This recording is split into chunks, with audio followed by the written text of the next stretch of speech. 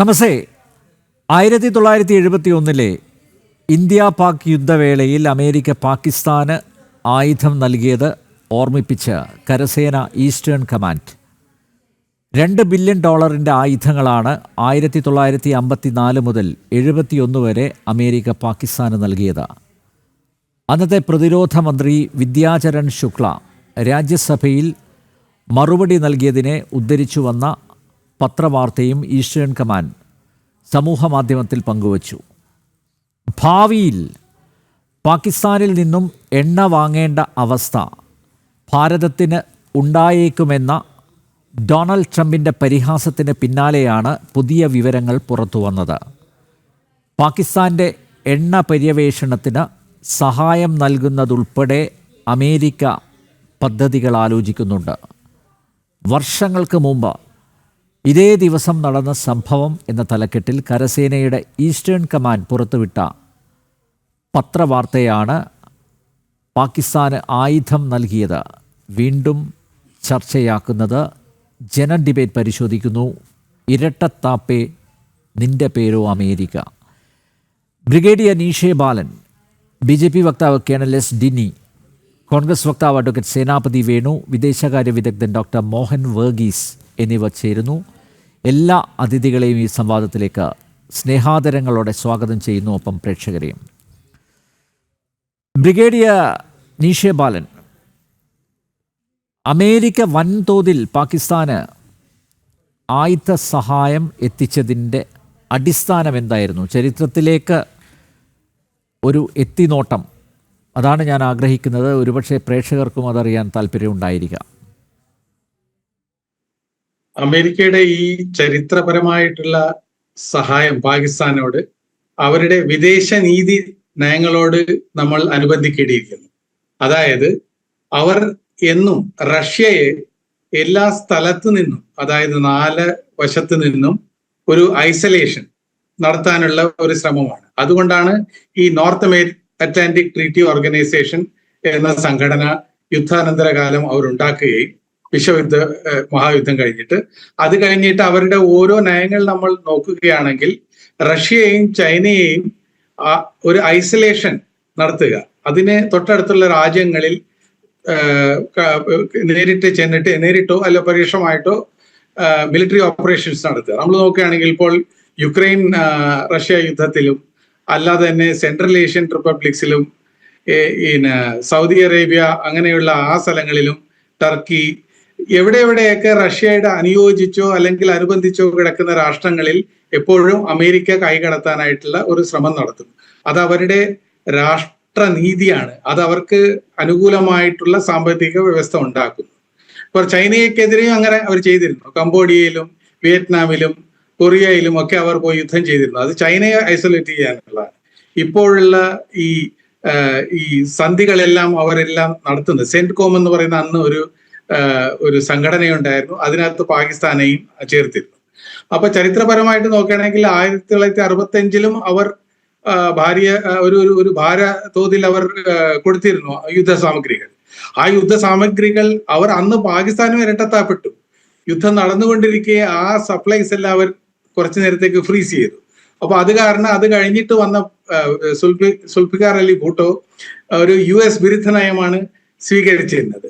പിന്നെ എന്നിരുന്നാലും 1971 ബംഗ്ലാദേശ് യുദ്ധത്തിൽ കൈകടത്താതെ അവരുടെ ഒരു വീക്ഷണത്തിൽ വെസ്റ്റ് പാകിസ്ഥാൻ, അതായത് ഇന്നത്തെ പാകിസ്ഥാൻ, അന്ന് വടക്കേ പാകിസ്ഥാൻ, പടിഞ്ഞാറേ പാകിസ്ഥാന് സപ്പോർട്ട് ചെയ്യാനായിട്ടാണ് US-ന്റെ ഒരു വിമാന വാഹിനി കപ്പൽ എന്റർപ്രൈസസ് അത് ബേ ഓഫ് ബംഗാളിലേക്ക് അവർ കുറച്ച് കപ്പലുകളുടെ കൂടെ കടത്തിവിടുകയുണ്ടായി. ഇതല്ലാതെ തന്നെ യുദ്ധസാമഗ്രികൾ ഒരു തരത്തിൽ. പക്ഷെ അത് മാത്രമല്ല, അന്ന് ഇന്ത്യയുടെ സൈനിക കേന്ദ്രങ്ങളെ ആക്രമിക്കണം എന്നുള്ള ഒരു പദ്ധതി, ഒരു പ്ലാനും അവർ ഉണ്ടാക്കിയിരുന്നു. പക്ഷേ റഷ്യയുടെ താൽക്കാലികമായിട്ടുള്ള ഇടപെടലാൽ ഇത് നിന്നിരുന്നു. ഇന്ത്യയേക്കാൾ കൂടുതൽ പാകിസ്ഥാനോട് ഒരു കൂട്ടുകെട്ടാണ് അവരുടെ മനസ്സിൽ ഉള്ളത്. എപ്പോഴും അതാണ് അവർക്ക് വേണ്ടത്. അഫ്ഗാനിസ്ഥാനിൽ വഴി റഷ്യയിലേക്കും ചൈനയിലേക്കും അവരുടെ അടിവയറിൽ കൂടി ഒരു കഠാര കുത്താനുള്ള ഒരു ശ്രമമാണ് ഈ പാകിസ്ഥാനുമായിട്ടുള്ള ഇത്. അല്ല പാകിസ്ഥാനിലെ എവിടെ എണ്ണ കിടക്കുന്നു? പാകിസ്ഥാനിലെ എണ്ണ ഉണ്ടായിരുന്നെങ്കിൽ നേരത്തെ തന്നെ അവർ എണ്ണ എടുത്തേനെ. ഇതൊക്കെ പാകിസ്ഥാനിലെ ജനങ്ങളെ ഭ്രമിപ്പിച്ചിട്ട് അവിടെ അവർക്ക് അനുകൂലമായിട്ടുള്ള ഒരു പൊളിറ്റിക്കൽ അല്ലെങ്കിൽ അവരുടെ രാജ്യത്തിന് അനുകൂലമായിട്ട് പാകിസ്ഥാൻ ജനതകളുടെ ഇടയിൽ ഇത് വരുത്താനാണ്. അതുപോലെ താങ്കൾ ശ്രദ്ധിച്ചിരുന്നെങ്കിൽ ഇന്ത്യയും പാകിസ്ഥാനുമായിട്ടുള്ള സിന്ധൂരിനിടയ്ക്ക് നടന്ന ഓപ്പറേഷനിന്റെ ഇടയ്ക്കും ട്രംപ് വീണ്ടും വീണ്ടും പല കാര്യങ്ങൾ പറയുകയുണ്ടായി. ട്രംപ് പറയുന്നത് എല്ലാം വിശ്വസിക്കേണ്ട കാര്യമില്ല. ഈ അന്താരാഷ്ട്ര നയത്തിൽ ഒരു പഴഞ്ചൊല്ലുണ്ട്, നമ്മൾ ഒരു രാഷ്ട്രത്തിന്റെയും ശാശ്വതമായിട്ടുള്ള കൂട്ടുകെട്ടുകളൊന്നുമില്ല, ശാശ്വതമായിട്ടുള്ള താല്പര്യങ്ങൾ മാത്രമാണ്. അപ്പൊ അമേരിക്കയുടെ താല്പര്യങ്ങൾ സംരക്ഷിക്കാൻ അമേരിക്ക എന്തുമാത്രം ശ്രമിക്കുന്നുവോ അതിനപ്പുറം നമ്മൾ ശ്രമിക്കണം. അതായത് ഇതിനകത്ത് $2 ബില്യൺ എന്നുള്ള തോതാണ് വന്നിരിക്കുന്നത്. അന്നത്തെ വില വെച്ച് നോക്കുമ്പോൾ ഇന്നൊരു 20 ഇരട്ടിയെങ്കിലും വില വരും. അത്രയും യുദ്ധ സാമഗ്രികൾ അവർ കൊടുത്തിരുന്നു.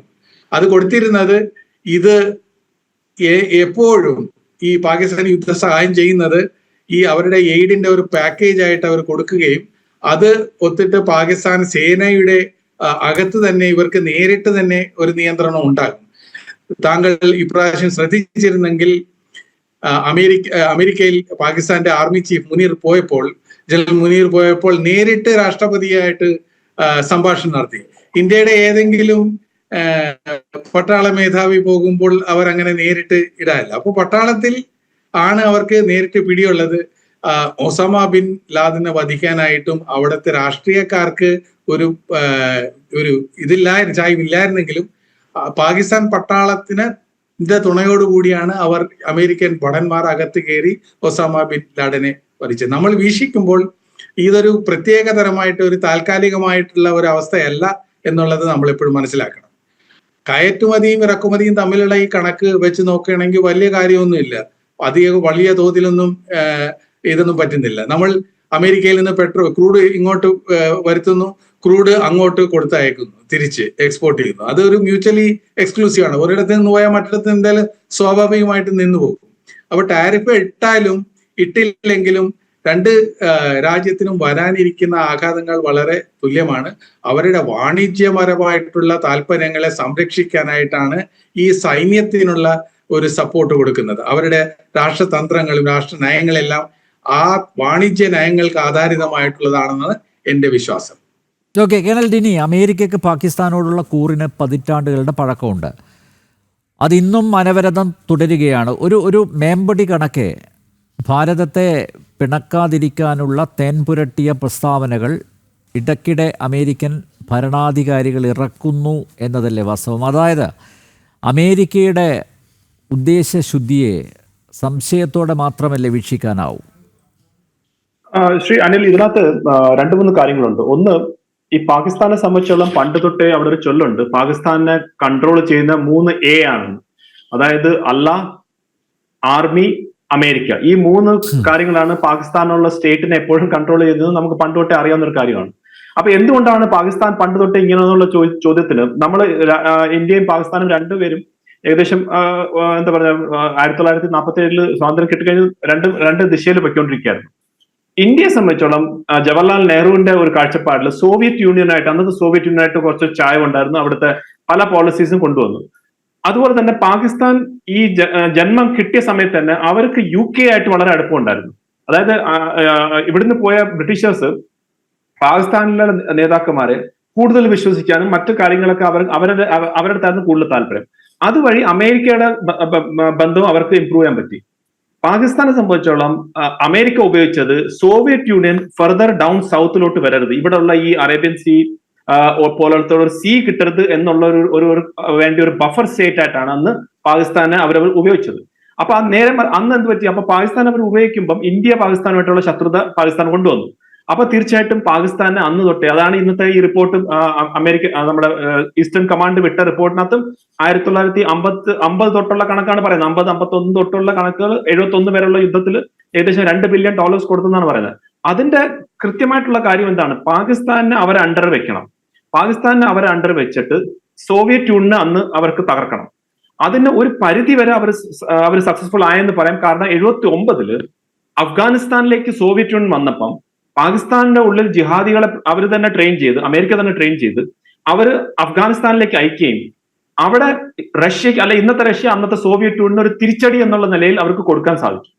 പക്ഷെ എവിടാണ് പ്രശ്നം പറ്റിയെന്ന് വെച്ച് കഴിഞ്ഞാൽ, ഈ ജിഹാദികളെ അവരെ സൃഷ്ടിച്ചപ്പോൾ ഈ ജിഹാദികൾ പാകിസ്ഥാന്റെ ഉള്ളിൽ നിന്ന് പുറത്തേക്ക് പോകുന്ന അവർ ഒരിക്കലും സ്വപ്നത്തിൽ പോലും കണ്ടില്ല. അങ്ങനാണ് ഈ 9/11 സംഭവം നടക്കുന്നത്, അതായത് ട്വിൻ ടവർ അറ്റാക്ക്. അപ്പൊ അമേരിക്കയുടെ ഉള്ളിലേക്ക് ഈ ഭീകരവാദം വന്നപ്പോഴാണ് അമേരിക്കയ്ക്ക് ബോധോദയം വന്നത്. അതായത് ഇത് ശരിയല്ലല്ലോ എന്നുള്ള രീതി. അതുവരെ നമ്മൾ കശ്മീരിന്റെ കാര്യം പറഞ്ഞാലും അവർ ചെവി കൊള്ളത്തില്ല. അവർ നമ്മളെ പാകിസ്ഥാനെ ഒരേ രീതിയിലാണ് കണ്ടുകൊണ്ടിരുന്നത്. അതായത് ഇവിടെ വന്നു കഴിഞ്ഞാൽ അവിടെ പോകും, ഒരു സ്റ്റേറ്റ്മെന്റ് വരാണെങ്കിൽ അതിന്റെ ബാലൻസിങ് പോകും. പക്ഷെ അവരുടെ ഉള്ളിൽ 3000-ഓളം പേര് മരിക്കുകയും അവരുടെ ഉള്ളിൽ 5ഓളം സ്ഥലത്ത് തകർത്ത് രീതിയിലേക്ക് വന്നപ്പോഴാണ് അവർക്ക് ബോധ്യമായത് അവര് ഈ പാകിസ്ഥാനുമായിട്ട് കൂട്ടുപിടിച്ചു കഴിഞ്ഞാൽ ശരിയാവത്തില്ല. അവിടുന്ന് സ്ട്രാറ്റജി മാറി. ഏകദേശം ആ സമയത്താണ് ഭാരതത്തിന്റെ എക്കണോമിക് ആയിട്ടുള്ള ഗ്രോത്തും വരുന്നത്. അപ്പൊ അവർക്ക് മനസ്സിലായി ഇന്ത്യയുമായിട്ട് ഭാരതവുമായിട്ട് നല്ലൊരു ഒരു ഫ്യൂച്ചറിൽ വേണം, കാരണം ഒരു സ്ഥലത്ത് നിന്ന് ചൈനയും ഗ്രോ ചെയ്യുന്നുണ്ട്. അങ്ങനെയാണ് അമേരിക്കയും ഇന്ത്യയും തമ്മിലുള്ള ആ സ്ട്രാറ്റജിക് പാർട്ട്ണർഷിപ്സ് ഡെവലപ്പായി വരികയും ചെയ്തത്. അതുപോലെ തന്നെ ഇന്ത്യ വളരെ നല്ല രീതിയിൽ എക്കണോമിക് ആയിട്ട് ഗ്രോ ചെയ്തുകൊണ്ടേ വന്നു. അപ്പൊ പിന്നീട് ഇടയ്ക്ക് ന്യൂക്ലിയർ ഇതൊക്കെ ചെയ്തെങ്കിൽ തന്നെയും അവർക്ക് നമ്മളെ തടയാൻ സാധിച്ചില്ല. അപ്പം ഇന്നത്തെ സ്ഥിതിയിൽ ഇന്ത്യയും അമേരിക്കയും തമ്മിൽ ഒരു സ്ട്രാറ്റജിക് പാർട്ട്ണർഷിപ്പ് ഉണ്ട്. അത് അമേരിക്ക നമ്മളോട് ചെയ്യുന്ന ഒരു ഔദാര്യമൊന്നുമല്ല, നമുക്ക് അതിന്റെ അർഹത ഉണ്ടായിട്ടാണ്. കാരണം ഇന്ന് നമുക്ക് എത്രമാത്രം അമേരിക്കക്ക് ആവശ്യമുണ്ടോ അത്രയും തന്നെ അമേരിക്കക്ക് നമ്മളെ ആവശ്യമുണ്ട്. കാരണം ഇപ്പൊ ചൈനയുടെ അടുത്തുള്ള ക്വാഡിന്റെ അടുത്തായാലും ശരി, ഒരു മാർക്കറ്റ്, വലിയൊരു മാർക്കറ്റ് സാമ്പത്തികമായിട്ടായാലും ശരി, ജനാധിപത്യത്തിൽ വിശ്വസിക്കുന്ന വലിയൊരു രാജ്യം കൂടെ വേണമെന്നാലും ശരി, ഗ്ലോബൽ സൗത്ത് എന്ന് പറയുന്ന രാജ്യത്തിന്റെ ഏറ്റവും ടോപ്പിൽ നിൽക്കുന്ന ഒരു ലീഡർ എന്നുള്ള നിലയിൽ രാജ്യമായാലും ശരി, ഭാരതത്തിന് അവർക്ക് ആവശ്യമുണ്ട്. അപ്പൊ അതുകൊണ്ട് ഭാരതത്തിന് അവരെ കൂടെ നിർത്തണം. ഇപ്പൊ ഞാൻ ഇത് കാണുന്ന ഇപ്പോഴത്തെ ഈ ഒരു ചാലഞ്ച് എന്ന് വെച്ച് കഴിഞ്ഞാൽ, അതിപ്പം ഡൊണാൾഡ് ട്രംപ് എന്നുള്ള ഒരു വ്യക്തിയുടെ പേഴ്സണാലിറ്റിയുടെ ബേസിസിൽ മാത്രമാണ്. കാരണം അദ്ദേഹം ചെയ്യുന്ന കാര്യങ്ങൾ, പല കാര്യങ്ങളും അദ്ദേഹത്തിന്റെ രാജ്യത്തിനുള്ളിൽ തന്നെ ആളുകൾ എങ്ങനെയൊക്കെയാ പറയുന്നത് നമുക്കറിയാം. നമ്മളൊന്നും കേൾവി ഇല്ലാത്ത കാര്യങ്ങളാണ്. അതായത് നമ്മളെ ഭാരതത്തിലൊക്കെ ശരിയാണ്, അങ്ങോട്ടും ഇങ്ങോട്ടും രാഷ്ട്രീയപരമായിട്ടൊക്കെ എന്തൊക്കെ പറഞ്ഞാലും ഡൊണാൾഡ് ട്രംപ് ജോ ബൈഡനെ കുറിച്ച് പറയുന്നതും ഡൊണാൾഡ് ട്രംപ് ഒബാമയെ കുറിച്ച് കാണിക്കുന്ന വീഡിയോസ് ഒക്കെ ശ്രീ അനിൽ കണ്ടു കാണുമല്ലോ, അറസ്റ്റ് ചെയ്ത് കൊണ്ടുപോകുന്നതും അതൊക്കെ ഒരിക്കലും ഏറ്റവും വലിയ എത്രയും എന്താ പറഞ്ഞ ഡെവലപ്ഡ് ആയിട്ടുള്ള ഡെമോക്രസി ഒന്നും നമ്മൾ ചിന്തിക്കുന്നത്. പക്ഷെ അതൊരു ആ വ്യക്തിയുടെ ഒരു ഇഷ്യൂ ആണ്. ഞാനിപ്പോ ഒരു പാർട്ടിയുടെ ഒരു ഒഫീഷ്യൽ ഇതാണ്ട് ഇതിൽ കൂടുതൽ എനിക്ക് പറയാൻ സാധിക്കില്ല, കാരണം അത് നമ്മളൊരു നയതന്ത്രപരമായിട്ടുള്ള ക്വസ്റ്റ്യൻ. പക്ഷെ ഇത് ഫാക്ട്സ് ആണ്. ഇനി പുറത്തോട്ട് നോക്കുക. പുറത്തോട്ട് ഡൊണാൾഡ് ട്രംപിന്റെ കാര്യങ്ങൾ നോക്കിക്കഴിഞ്ഞാൽ അദ്ദേഹം വന്ന ഉടനെ തന്നെ പറഞ്ഞു, ഞാൻ റഷ്യ യുക്രൈൻ വാർ നിർത്തും എന്ന് പറഞ്ഞു. 24 മണിക്കൂർ കൊണ്ട് ഞാൻ ഗാസയിലെ എല്ലാ വെടിനിർത്തൽ നിർത്തും എന്ന് പറഞ്ഞു. ഇതൊന്നും നടന്നിട്ടില്ല. അത് മാത്രമല്ല, ഗാസയിലെ ആ കംപ്ലീറ്റ് ഏരിയ അദ്ദേഹം ഒരു ടൂറിസ്റ്റ് സ്പോട്ടാക്കി മാറ്റും എന്ന് പറഞ്ഞു. അപ്പം പറയുന്നത് എന്താണോ ചെയ്യുന്നത് എന്താണോ എന്ന് അദ്ദേഹത്തിന് തന്നെ ഒരു ആ രീതിയിലാണ് പുള്ളി പോകുന്നത്. പുള്ളിയുടെ ടാക്ടിക്സ് എന്ന് പറഞ്ഞു കഴിഞ്ഞാൽ, അദ്ദേഹം ഒരു ബിസിനസ് മാൻ ആണ്. അപ്പൊ ഈ ഒരു പ്രഷർ കൊടുത്ത് ഒരു കാര്യം നേടാം എന്നുള്ളൊരു തോന്നൽ അദ്ദേഹത്തിനുണ്ട്. അതുകൊണ്ടാണ് എല്ലാ രാജ്യങ്ങളും, ഇപ്പൊ ഭാരതം മാത്രമല്ല, എത്രയോ രാജ്യങ്ങൾ, എല്ലാ രാജ്യങ്ങളിലും ഈ ടാരിഫ് ഇൻക്രീസ് ചെയ്തു. പക്ഷെ അവിടെ ഒരു പ്രശ്നം പുള്ളിക്ക് പറ്റിയെന്ന് വെച്ചാൽ, പുള്ളി ഇപ്പം പാകിസ്ഥാന്റെ ഈ ഒരു ഓപ്പറേഷൻ സിന്ദൂറിലും നടന്നപ്പം അദ്ദേഹം തന്നെയാണ് വന്ന് ഇതിന്റെ ഒരു മീഡിയേഷൻ ചെയ്തതെന്ന്. അവിടെ പാകിസ്ഥാൻ ചെന്ന് നേരെ കാല് പിടിച്ച് നിങ്ങളാണ് ഏറ്റവും വലിയ ആള്, നിങ്ങളെ ഞങ്ങൾ നോബൽ പ്രൈസിലേക്കൊക്കെ സ്വീകരിക്കും എന്നൊക്കെ പറഞ്ഞ് അദ്ദേഹം. പക്ഷെ ഇന്ത്യ എന്തോ ചെയ്തു? ഇന്ത്യ ഒരു കാര്യത്തിലും മൈൻഡ് ചെയ്തില്ല.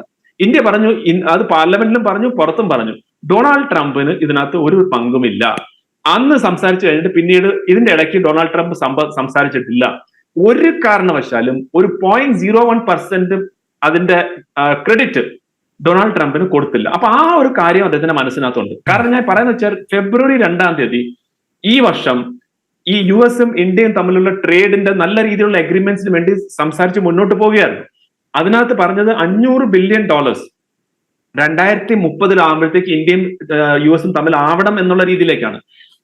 വെറും ഒരു 3 മാസം കൊണ്ട് എങ്ങനെയാണ് ഇത് മാറുന്നത്? ഈ വിഷയമാണ്. അതായത് ഡൊണാൾഡ് ട്രംപിന്റെ ഒരു ഈഗോ അവിടെ ഹേർട്ട് ആയെന്ന് തോന്നുന്നു. ആ ഈഗോ ഹേർട്ട് ആയപ്പോഴാണ് ഇതുപോലത്തെ പഴയ കാര്യങ്ങൾ, അതായത് പാകിസ്ഥാനിന്റെ നമ്മൾ ഓയിൽ കിട്ടുമെന്ന് 75 വർഷമായിട്ട് അവിടെ കുഴിച്ചുകൊണ്ടിരിക്കുകയാണ്. ഞാൻ പറഞ്ഞ വെച്ചാൽ ആരോ പറഞ്ഞ പോലെ അവിടെ നമ്മൾ ഇന്ത്യൻ എയർഫോഴ്സ് 3-4 എയർഫീൽഡ്സിനൊക്കെ നല്ല വലിയ കുഴി ഉണ്ടാക്കി വെച്ചു. അവിടെ നിന്ന് എന്തെങ്കിലും വല്ല കിട്ടുകയാണെങ്കിൽ, ചിലപ്പോൾ ഓയിൽ വല്ല കിട്ടുകയാണെങ്കിൽ കിട്ടട്ടെ എന്നുള്ള രീതിയിലേക്കുള്ള കാര്യങ്ങൾ നമ്മൾ വിടുന്നത്. അതൊന്നും സംഭവിക്കാൻ പോകുന്നില്ല. അപ്പം ഇതിന്റെ വേറൊരു വശം അവിടെ നിന്ന് മനസ്സിലാക്കുക. ഈ ട്രേഡിനെ കുറിച്ച് പറയുമ്പോൾ, പാകിസ്ഥാനും US-ഉമായിട്ടുള്ള ട്രേഡ് ആകെ ഉള്ളത് ശ്രീ അനിൽ $7 ബില്യൺ മാത്രമാണ്. 7 ബില്യൺ. നമ്മളും അമേരിക്കൻ തമ്മിലുള്ളത് ഏകദേശം $50 ബില്യൺ മുകളിലായിട്ട് നമ്മളും അമേരിക്ക തമ്മിലുണ്ട്. അപ്പൊ എവിടാണ് ഈ $7 ബില്യൺ എവിടെ $150 ബില്യൺ കിടക്കുന്നത്? അപ്പൊ ഇതൊന്നും ഒരു കമ്പാരിസണേ അല്ല. അപ്പൊ ഞാൻ നേരത്തെ പറഞ്ഞ പോലെ അവരവരുടെ താല്പര്യത്തിന് വേണ്ടി, അവരുടെ രാഷ്ട്രത്തിന് താല്പര്യത്തിന് വേണ്ടി അവർ ആരെയും എപ്പോ വേണമെങ്കിലും യൂസ് ചെയ്യാം. പക്ഷെ ഭാരതം അത് ഇപ്പം നന്നായിട്ട് അറിയാം. ഭാരതത്തിന് ഇങ്ങനത്തെ ഒരു പ്രശ്നമൊന്നുമില്ല. നിങ്ങൾ ഇനി ട്രേഡിനാണെങ്കിൽ നമ്മൾ ആ രീതിയിൽ പൊയ്ക്കോളാം, നമ്മളെ അന്നും ആർക്കും ഒന്നും ബാധിക്കാനൊന്നും പോകുന്നില്ല. അപ്പൊ ഈ പാകിസ്ഥാനുമായിട്ടുള്ള ഈ ഒരു വിഷയം ഇത് കുറച്ച് ദിവസം കഴിയുമ്പോൾ എനിക്ക് തോന്നുന്നു ശ്രീ അനിൽ, ഡൊണാൾഡ് ട്രംപ് തന്നെ ഈ നയം മാറ്റും. കാരണം ആ രീതിയിലാണ് നമ്മൾ ഇതുവരെ അദ്ദേഹത്തിന്റെ എല്ലാ പ്രസ്താവനകളും കണ്ടിട്ടുള്ളത്. ഓക്കെ, പറഞ്ഞതൊക്കെ പിൻവലിക്കേണ്ടി വരും ട്രംപിന്. ഓക്കെ, അഡ്വക്കേറ്റ് സേനാപതി വേണു, ഒരു മുൻ സൈനികൻ കൂടിയാണ് താങ്കൾ. ഇന്ത്യൻ ആർമിയുടെ ഈസ്റ്റേൺ കമാൻഡ് ഈ ദിവസം എക്സിലൂടെ ഇക്കാര്യം ഓർമ്മപ്പെടുത്തിയത് എന്തിനാവും? നമ്പ്യാരെ, ഇതിനൊരു ചരിത്രപരമായ പശ്ചാത്തലമുണ്ട്. ഡിന്നി സാറും അതുപോലെ തന്നെ ബ്രിഗേഡിയർ ബാലൻ സാറും ഒക്കെ ഇവിടെ സൂചിപ്പിച്ചതുപോലെ, ഒന്ന്, രാജ്യം സ്വാതന്ത്ര്യം പ്രാപിച്ച് നമ്മളൊരു സ്വതന്ത്ര രാഷ്ട്രമായപ്പോൾ സ്വാഭാവികമായും അമേരിക്കയുടെ ഒരു ധാരണ നമ്മളൊരു അമേരിക്കൻ പക്ഷത്തേക്ക് നിൽക്കും എന്നുള്ളതാണ്. പക്ഷേ പണ്ഡിറ്റ് ജവഹർലാൽ നെഹ്റു, അദ്ദേഹം സോഷ്യലിസ്റ്റ് ആശയങ്ങളിൽ വിശ്വസിക്കുന്നയാളും സോഷ്യലിസ്റ്റ് രാഷ്ട്രങ്ങൾ കൂടുതലായി സന്ദർശിക്കുകയും ഒക്കെ ചെയ്തതുകൊണ്ട് നമ്മൾ ശീതയുദ്ധ കാലഘട്ടത്തിൽ പോലും നമ്മൾ ചേരിചേരാ നയത്തെക്കുറിച്ച് പറഞ്ഞപ്പോൾ പോലും നമ്മളൊരു റഷ്യൻ പക്ഷത്താണ് എന്നുള്ളത് അമേരിക്കയ്ക്ക് അറിയുകയും ചെയ്യാം. അദ്ദേഹം, എനിക്ക് തോന്നുന്നത്, പ്രധാനമന്ത്രി ആയതിനു ശേഷം ഏറ്റവും അവസാനം സന്ദർശിക്കുന്ന രാജ്യങ്ങളിൽ ഒന്നാണ് അമേരിക്ക. ലോകത്തിലെ ഏറ്റവും വലിയ രാഷ്ട്രമാണ്, ലോകത്തിലെ ഏറ്റവും പ്രബല രാഷ്ട്രമാണ്. ഇന്ത്യ മഹാരാജ്യം സ്വാതന്ത്ര്യം പ്രാപിച്ചതിന് ശേഷം പണ്ഡിറ്റ് ജവഹർലാൽ നെഹ്റുവിന്റെ വിദേശ യാത്രകളിൽ ഏറ്റവും അവസാനം അദ്ദേഹം സന്ദർശിക്കുന്ന രാഷ്ട്രങ്ങളിൽ ഒന്നായിരുന്നു അമേരിക്ക. അവിടെ അദ്ദേഹത്തിന് വലിയ ഊഷ്മളമായ സ്വീകരണം ഒന്നും കിട്ടിയിട്ടില്ല. അദ്ദേഹത്തിന്റെ പുസ്തകങ്ങളിലൊക്കെ അദ്ദേഹം പറയുന്നുണ്ട്. അപ്പോ എല്ലാ കാലഘട്ടത്തിലും നമ്മൾ ഒരു അമേരിക്കൻ പക്ഷത്തല്ല എന്നുള്ളത് അമേരിക്കയ്ക്ക് വളരെ ബോധ്യപ്പെട്ടതുമാണ്. ഇവിടെ സൂചിപ്പിച്ചതുപോലെ എന്താണ് അമേരിക്ക ഇങ്ങനെ ലോക പോലീസ് ചമയാനുള്ള ഒരു കാരണം? അന്ന് ഈ ഒരു കമ്മ്യൂണിസ്റ്റ് രാഷ്ട്രങ്ങളുടെ ഒരു രൂപീകരണവും അതിന്റെ ഒരു വളർച്ചയും അത് വന്ന് വിയറ്റ്നാം വരെ എത്തിക്കഴിഞ്ഞപ്പോഴേക്കും അമേരിക്കയ്ക്ക് അറിയാം ഇതിങ്ങനെ പോയി കഴിഞ്ഞാൽ പറ്റത്തില്ല. അപ്പൊ അതുകൊണ്ട് അമേരിക്കയുടെ പക്ഷത്ത് നിൽക്കുന്ന ഏഷ്യയിലെ ഏറ്റവും വലിയ രാജ്യമായ ഇന്ത്യ മഹാരാജ്യത്തെ ദുർബലപ്പെടുത്താനുള്ള ഏറ്റവും നല്ല മാർഗം എന്ന് പറയുന്നത് പാകിസ്ഥാനെ കൂടുതലായിട്ട് സഹായിക്കുക എന്നുള്ളതാണ്. അവര് 50 മുതൽ നിരന്തരമായ ഈ സഹായം ചെയ്തുകൊണ്ടിരിക്കുകയാണ്. എനിക്ക് ഒരുപക്ഷെ കരസേന ഉദ്യോഗസ്ഥര് എന്നോടൊപ്പമുള്ള 2 മുതിർന്ന സേനയിലെ ഓഫീസർമാരുണ്ടെങ്കിൽ ഞാൻ ഒരിക്കലും ഒരു ലേഖനത്തിൽ വായിച്ചൊരു കാര്യം, 1962 61-ലോ 62-ലോ നെഹ്റു അമേരിക്കയിൽ ഒരു സന്ദർശനം നടത്തുന്നു. അപ്പൊ ഈ വിദേശത്ത് നിന്ന് വരുന്ന പ്രതിനിധികളെ നമ്മുടെ രാഷ്ട്രത്തിലെ പ്രധാനപ്പെട്ട സംരംഭങ്ങളൊക്കെ കൊണ്ട് കാണിക്കുക എന്നുള്ളത് രാജ്യത്തിന്റെ മര്യാദയാണ്. ഇപ്പം അമേരിക്കൻ പ്രസിഡന്റ് വന്നു കഴിഞ്ഞാൽ നമ്മുടെ വലിയ വലിയ ഫാക്ടറികൾ, പ്രത്യേകിച്ച് ഓർഡിനൻസ് ഫാക്ടറികൾ, ഇതൊക്കെ കാണിക്കുക നമ്മുടെ രാജ്യത്തിന്റെ ഒരു അഭിമാനം കാണിക്കുന്നതിന് വേണ്ടി. അപ്പൊ നെഹ്റു ഇങ്ങനെ അമേരിക്കയിലെ ഏതോ ഒരു ഓർഡിനൻസ് ഫാക്ടറിയിൽ എന്ന് പറഞ്ഞാൽ സൈന്യത്തിന് വേണ്ടി ആയുധങ്ങൾ നിർമ്മിക്കുന്ന ഒരു ഫാക്ടറിയിൽ സന്ദർശനം നടത്തുമ്പോൾ അദ്ദേഹത്തിന്റെ ശ്രദ്ധയിൽപ്പെട്ട ഒരു കാര്യം, നിരവധി ടാങ്കുകൾ, അതിനെ നമ്മൾ പാറ്റൺ ടാങ്ക് എന്ന് വിളിക്കുന്നു. പാറ്റൺ എന്ന് പറയുന്ന അവിടുത്തെ ഒരു സൈനിക മേധാവിയുടെ പേരാണ്, ആ പേരിലുള്ളതാണ്. ഇതിങ്ങനെ പുതുതായി നിരവധിയായി ഇങ്ങനെ എന്താ പറഞ്ഞ അവിടെ മാനുഫാക്ചർ ചെയ്തിട്ടിരിക്കുന്നത് കാണും. നെഹ്റു വളരെ ക്രാന്തദർശിയാണ്, സൂക്ഷ്മമായി കാര്യങ്ങൾ നിരീക്ഷിക്കാൻ പറ്റുന്നയാളാണ്. അപ്പൊ നെഹ്റുവിന് മനസ്സിലായി അമേരിക്കയ്ക്ക് അതിർത്തികളില്ല, ടാങ്കുകൾ കൊണ്ട് യുദ്ധം ചെയ്യേണ്ട അതിർത്തി അമേരിക്കയ്ക്കില്ല. അപ്പോൾ അത് ഇവരുടെ ഓർഡിനൻസ് ഫാക്ടറികളിൽ ഇത് നിർമ്മിക്കുന്നത് മറ്റേതോ രാഷ്ട്രത്തിന് വേണ്ടിയാണ്. അത് അദ്ദേഹത്തിന് ബോധ്യപ്പെട്ടു, ഇത് ചൈനയ്ക്ക് വേണ്ടിയല്ല, കാരണം ചൈന ഇവരുടെ ആയുധങ്ങൾ സ്വീകരിക്കാറില്ല, അവർക്ക് വേണ്ടതല്ല. അപ്പോൾ നെഹ്റുവിന് ബോധ്യപ്പെട്ടു ഇത് ഇന്ത്യക്കെതിരെ പാകിസ്ഥാൻ വേണ്ടി പ്രയോഗിക്കുന്ന സാധനമാണ്.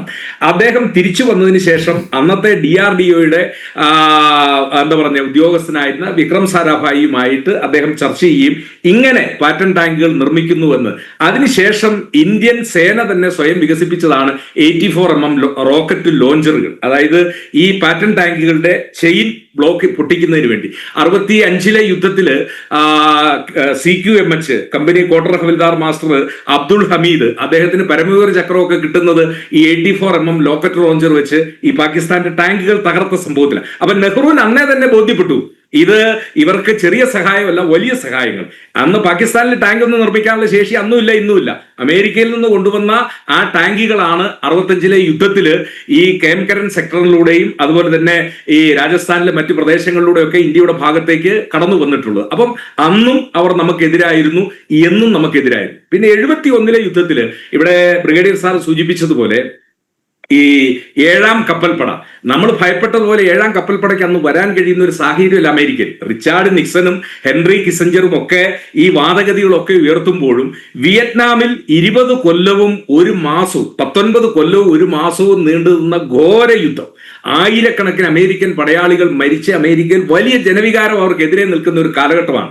അന്ന് ഭീഷണിയുടെ ഭാഗമായി ഏഴാം കപ്പൽപ്പട പുറപ്പെട്ടുവെങ്കിലും ഇന്ത്യയിൽ ഫലപ്രദമായിട്ട് അവർക്ക് ഇടപെടാൻ പറ്റുന്ന ഒരു ഒരു സമയമല്ലായിരുന്നു. ഇന്ദിരാഗാന്ധിക്ക് അത് നല്ല ബോധ്യമുണ്ട്. കാരണം ഇന്ദിരാഗാന്ധി ഈ അഭയാർത്ഥി പ്രവാഹം തുടങ്ങുന്ന ഘട്ടത്തിൽ ലോകരാഷ്ട്രങ്ങൾ മുഴുവൻ സന്ദർശിച്ച് കിഴക്കൻ പാകിസ്ഥാനിലും അതുപോലെ തന്നെ പടിഞ്ഞാറൻ പാകിസ്ഥാനിലും നടക്കുന്ന സംഭവങ്ങൾ മുഴുവൻ വിവരിക്കുകയും പ്രത്യേകിച്ച് റഷ്യയുടെ പൂർണ്ണമായ സഹായം ഇന്ത്യക്ക് ഉണ്ടാവുകയും ചെയ്തു. അതുകൊണ്ട് തന്നെയാണ് അന്ന് ഇന്ദിരാഗാന്ധിക്ക് വളരെ ധീരതയോടെ നിന്ന് നിങ്ങളുടെ ഏഴാം കപ്പൽപ്പടയല്ല, ആര് വേണേലും വന്നോട്ടെ, ഞങ്ങളുടെ അതിർത്തി ക്രോസ് ചെയ്താൽ അല്ലെ സമുദ്രാതിർത്തി ക്രോസ് ചെയ്താൽ തിരിച്ചു പോവില്ല. പക്ഷേ അന്നും നമ്മൾ അറിയേണ്ടത് ഈ പാകിസ്ഥാനെ രഹസ്യമായും പരസ്യമായും എല്ലാ കാലഘട്ടത്തിലും ഈ അവരെ ആയുധവൽക്കരിച്ചു കൊണ്ടിരുന്നത് ഈ അമേരിക്കക്കാരനാണ്. കാരണം അവരെ സംബന്ധിച്ചിടത്തോളം ഇന്ത്യ എന്ന് പറയുന്ന ഒരു രാജ്യം, ഈ രാജ്യത്തിന്റെ ധാതു വിഭവങ്ങൾ, അതിനേക്കാളൊക്കെ അവരെ ഭയപ്പെടുത്തുന്നത് ഇന്ത്യയിലെ ജനസംഖ്യ 142 കോടിയാ. അമേരിക്കയിലെ ജനസംഖ്യ എന്ന് പറഞ്ഞാൽ 25-28 കോടിയാണ്.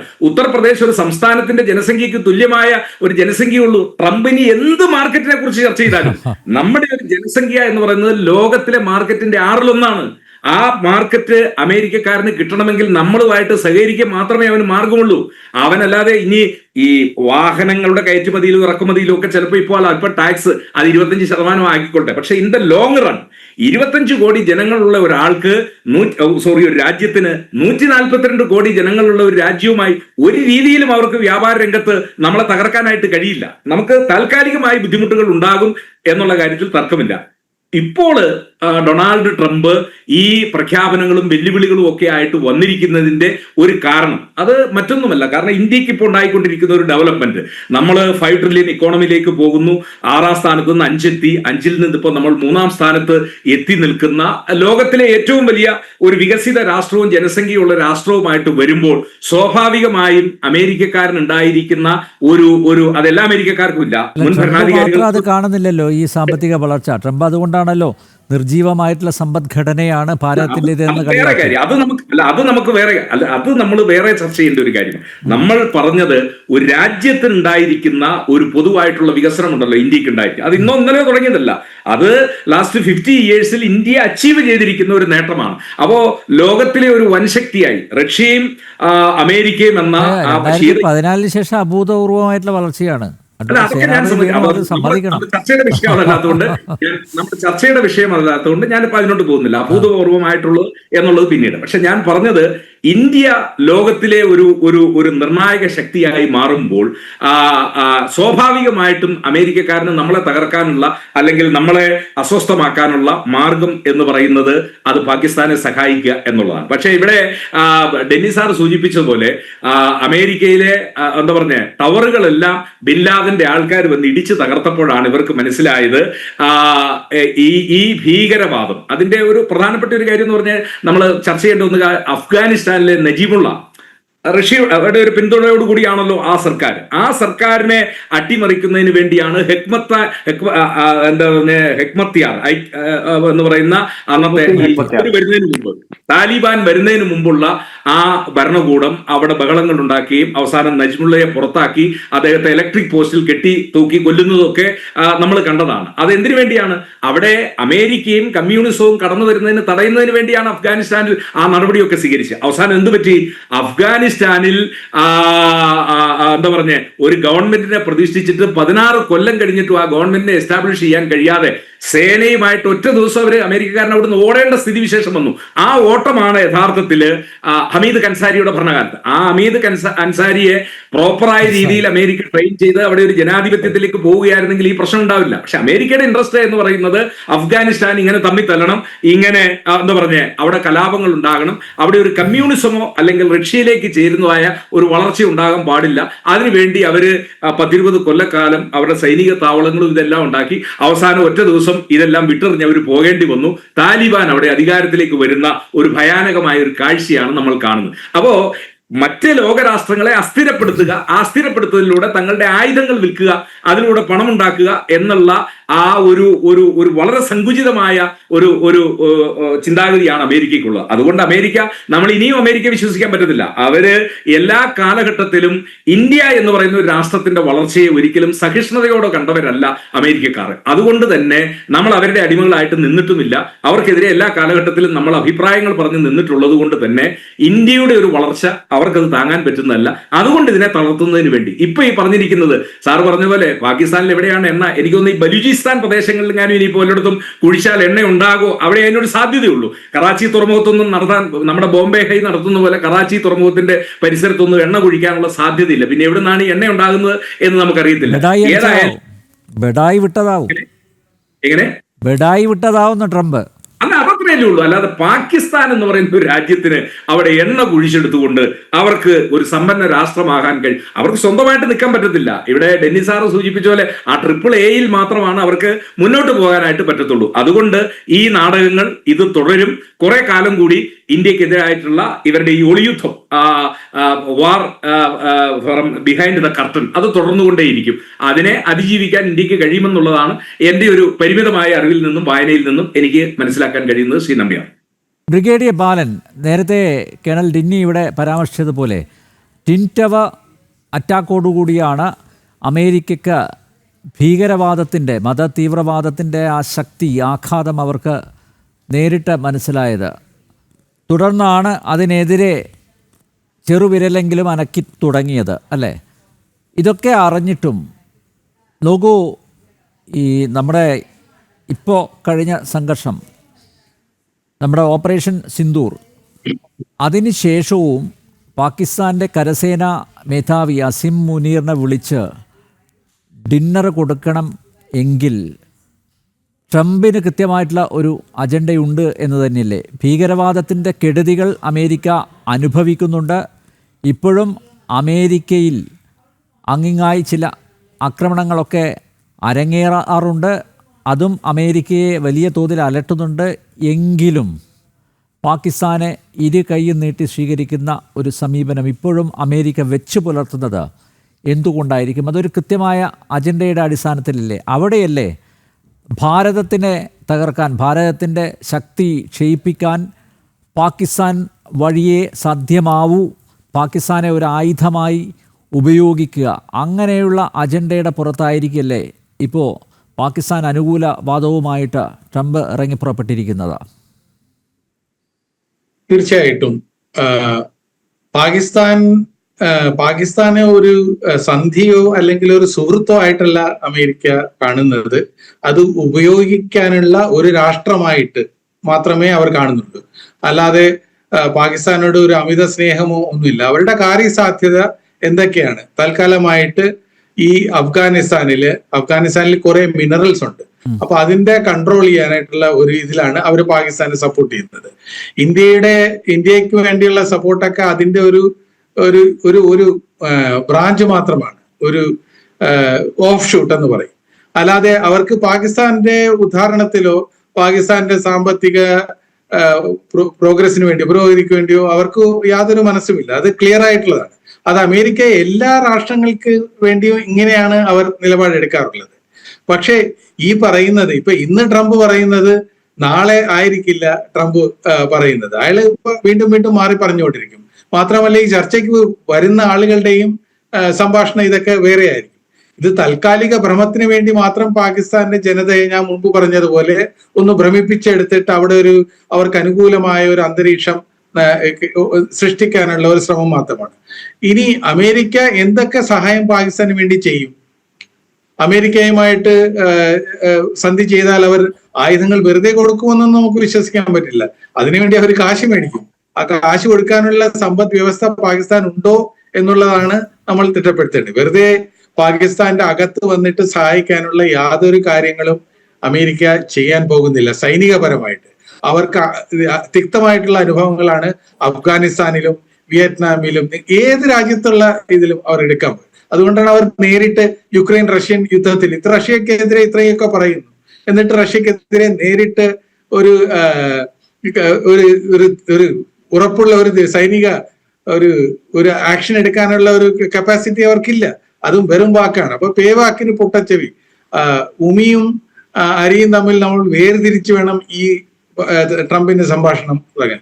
ഇത് ഈ രാഷ്ട്രപതി മാത്രമല്ല, പണ്ട് നിക്സന്റെ സമയത്തും ഉണ്ടായിരുന്നു നിക്സൺ ഷോക്ക് ആക്ഷൻ എന്ന് പറയുന്നത്. അതായത് എല്ലാ രാജ്യങ്ങളിലും പോയി മിലിറ്ററി ആക്ഷൻ നടത്തുക, സാമ്പത്തിക പ്രതിരോധങ്ങൾ ഉണ്ടാക്കുക, അവർക്ക് അനുകൂലമല്ലാത്ത അല്ലെങ്കിൽ പ്രതികൂലമല്ലാത്ത പോളിസികൾ ഇങ്ങനെ അനൗൺസ് ചെയ്യുക, ട്രേഡ് ടാരിഫ്സ്, അതൊക്കെ പല രാഷ്ട്രങ്ങളും ചെയ്യുന്നതാണ്. ഇന്ത്യയെ അത് യാതൊരു വിധത്തിലും വളരെ ഭാരമായ തോതിൽ ഒന്നും നേടാൻ പറ്റില്ല അമേരിക്കക്ക്. എന്തുകൊണ്ടെന്നാൽ ഇന്ത്യയുടെ സാമ്പത്തിക വ്യവസ്ഥ ചരിത്രപരമായിട്ട് നമ്മൾ നോക്കുകയാണെങ്കിൽ എപ്പോഴും ഒരു പ്രൊട്ടക്ഷനിസ്റ്റ് ആയിരുന്നു. നമ്മൾ എപ്പോഴും നമ്മളുടെ അകത്ത് തന്നെ ഇതിനു മുമ്പ് നമ്മുടെ പാനൽ സ്പീക്കർസ് സൂചിപ്പിച്ചതുപോലെ ഇന്ത്യക്ക് അകത്ത് തന്നെ ഇന്ത്യയുടെ മാർക്കറ്റ് ഉണ്ട്.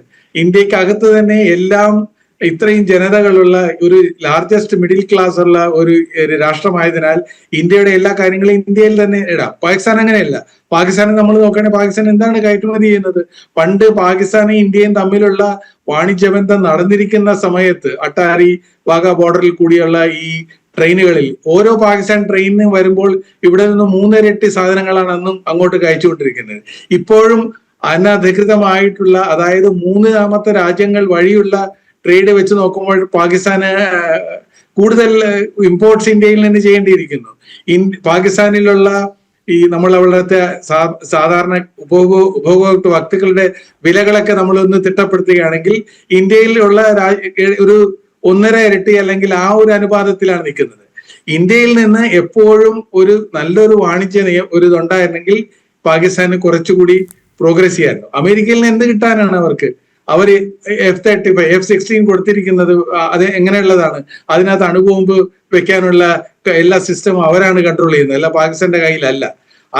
അത് വെച്ചിരിക്കുന്നത് എവിടെയാണ്? ഏറ്റവും പുറകിലായിട്ടുള്ള ബലൂചിസ്ഥാനിലാണ് ഇതുകൊണ്ട് വെച്ചിരിക്കുന്നത്. അതായത് ഏറ്റവും അവസാനം മാത്രമേ അത് ഉപയോഗിക്കാൻ പറ്റുള്ളൂ. അപ്പോൾ ഓരോ ഉപകരണങ്ങൾ നൽകുമ്പോഴും അതിന്റെ സോഴ്സ് കോഡ് അവർ തരുന്നില്ല, ബാക്കിയുള്ള രാജ്യങ്ങൾ ചെയ്യുന്നത് പോലെ.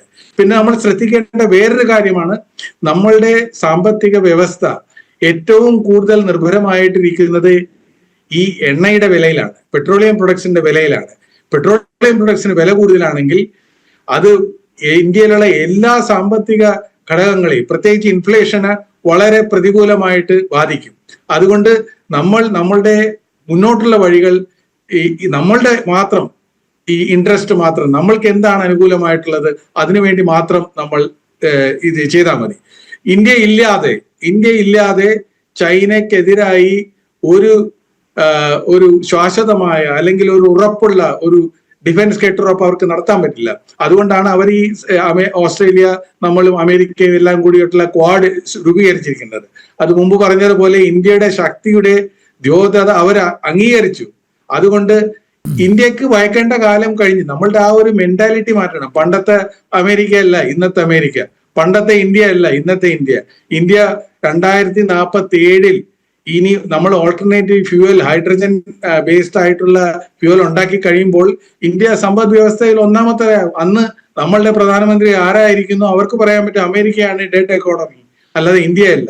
ഡോക്ടർ മോഹൻ വർഗീസ്, പാകിസ്ഥാന് ആയുധങ്ങൾ നൽകിയത് വളരെ കുറഞ്ഞ വിലക്കായിരുന്നു എന്നും വൻതോതിൽ ആയുധങ്ങൾ കപ്പൽ മാർഗം എത്തിച്ചു എന്നുമാണ് പാർലമെന്റിൽ അന്നത്തെ പ്രതിരോധ മന്ത്രി വി സി ശുക്ല നൽകിയ മറുപടി. യുദ്ധകാലഘട്ടത്തിൽ അമേരിക്ക കൃത്യമായി പിന്തുണച്ചത് പാകിസ്ഥാനെയായിരുന്നു. റഷ്യയുടെ പിന്തുണയോടെ അതിശക്തമായ തിരിച്ചടി ഭാരതം നടത്തുകയും ബംഗ്ലാദേശിൻ്റെ മോചനം സാധ്യമാവുകയും ചെയ്തതാണ് 1971 യുദ്ധത്തിൻ്റെ പരിസമാപ്തി.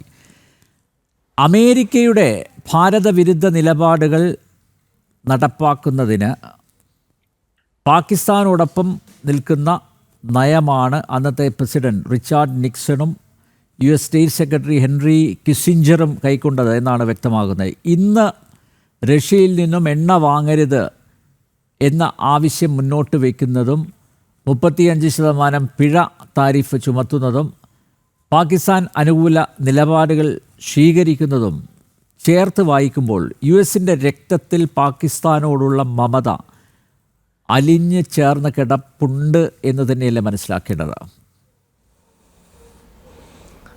ശ്രീ അനിൽ, അമേരിക്കയുടെ രക്തത്തിൽ അലിഞ്ഞു ചേർന്നിരിക്കുന്നത് പാകിസ്ഥാൻ അനുകൂലമോ ഇന്ത്യ അനുകൂലമോ ആയ ഒരു കാര്യമല്ല.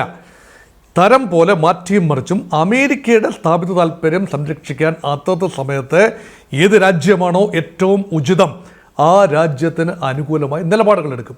കാലാകാലങ്ങളിൽ ഈ പശ്ചിമേഷ്യയിൽ നിന്ന് വരുന്ന ഇസ്ലാമിക ഭീഷണി നേരിടാനുള്ള ഒരു ഫ്രണ്ട് ലൈൻ സ്റ്റേറ്റ് എന്ന നിലയിൽ അമേരിക്ക സമീപകാലങ്ങളിൽ പാകിസ്ഥാനെ വളരെ പ്രധാനമായി കണ്ടിരുന്നു. പക്ഷേ ഈ അഫ്ഗാനിസ്ഥാനിൽ നിന്നും പാകിസ്ഥാനിലേക്ക് ഭീകരത പറിച്ച് നട്ടപ്പോൾ അമേരിക്കയ്ക്ക് മനസ്സിലായി പാകിസ്ഥാനെ ഇനി ഫ്രണ്ട് ലൈൻ സ്റ്റേറ്റായി കാണാനാവില്ല. പ്രത്യേകിച്ച് ബിൻ ലാഡൻ്റെ അവസാന നാളുകൾ ചെലവഴിച്ചത് പാകിസ്ഥാനിലെ അബട്ടബാദിലായിരുന്നു എന്നുകൂടി ഓർക്കുക. അതുകൊണ്ട് അന്ന് മുതൽ പാകിസ്ഥാനോട് ഒരു സ്വല്പം അകൽച്ചയുള്ള സമീപനം അമേരിക്ക സ്വീകരിക്കുകയും അനന്തമായ മാർക്കറ്റ് സാധ്യതയുള്ള ഭാരതത്തെ പുൽകാനായി തീരുമാനിക്കുകയും ചെയ്തു. ഇതാണ് സത്യം.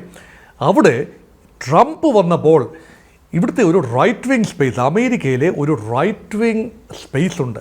അതിൽ ട്രംപ് വളരെ സ്മൂത്തായി ഇറങ്ങി നിൽക്കുകയാണ്. കുടിയേറ്റ വിരുദ്ധത അല്ലെങ്കിൽ വരേണ്യവർഗവുമായ ബിസിനസ് താല്പര്യങ്ങൾ ഇതെല്ലാം ചേർന്ന ഒരു വലതുപക്ഷ സ്പേസ് ഉണ്ട്.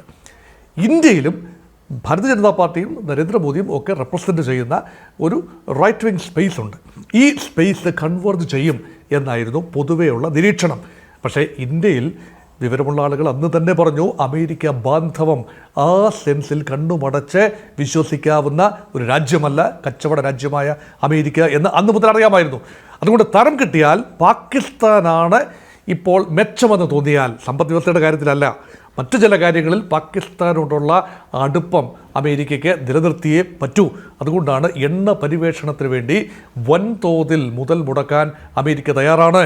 പണം ചെലവഴിക്കാൻ മാത്രമല്ല അതിൻ്റെ ഒരു സാങ്കേതിക വിദ്യ കൈമാറാനും തയ്യാറാണ്.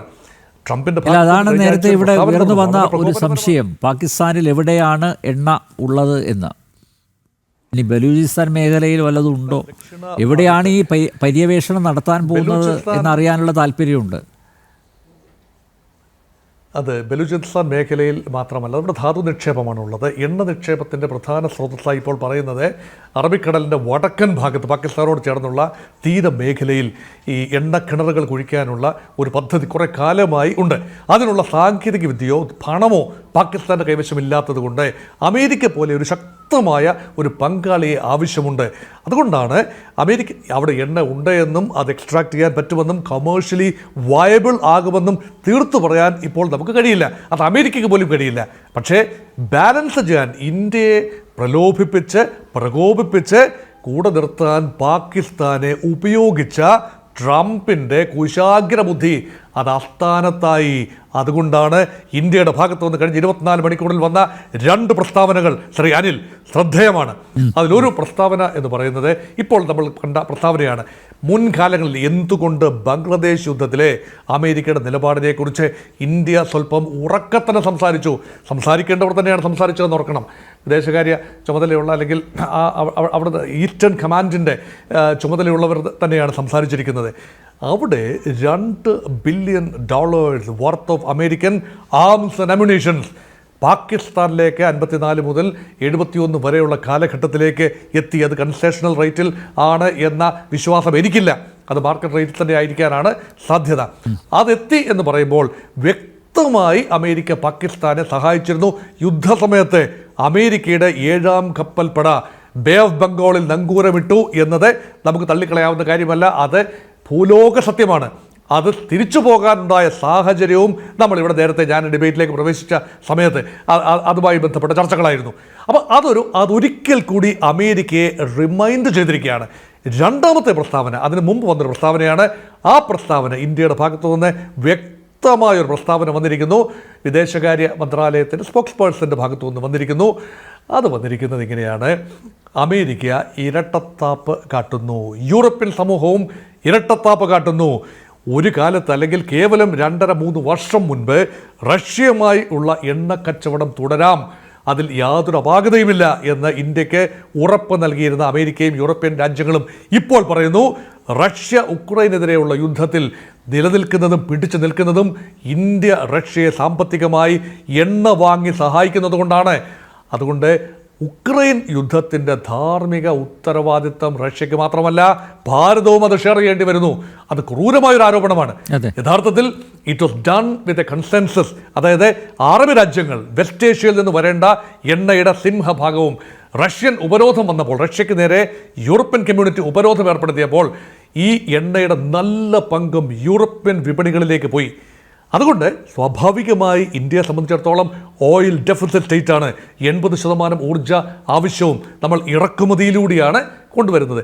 ആ ഇറക്കുമതിയിലൂടെ എണ്ണ റഷ്യയിൽ നിന്നാകട്ടെ, അറബ് രാജ്യങ്ങളിൽ നിന്നാകട്ടെ, എവിടെ നിന്നാണെങ്കിലും ഇറക്കുമതി ചെയ്യുന്ന എണ്ണ നമ്മുടെ ശുദ്ധീകരണശാലകളിൽ, ലോകത്തെ ഏറ്റവും വലിയ റിഫൈനറീസ് പലതും ഇന്ത്യയിലാണ്. Hindustan petroleum, Bharat petroleum, Indian oil corporation, ONGC എന്ന് വേണ്ട സ്വകാര്യ മേഖലയിലെ റിലയൻസും SR പോലെയുള്ള എണ്ണ ശുദ്ധീകരണശാലകളിൽ സ്ഫുടം ചെയ്തെടുത്ത എണ്ണ ഗ്ലോബൽ മാർക്കറ്റിൽ ദർ ആർ ടേക്കേഴ്സ്. അങ്ങനെയാണ് ഇന്ത്യ പിടിച്ചു നിൽക്കുന്നത്.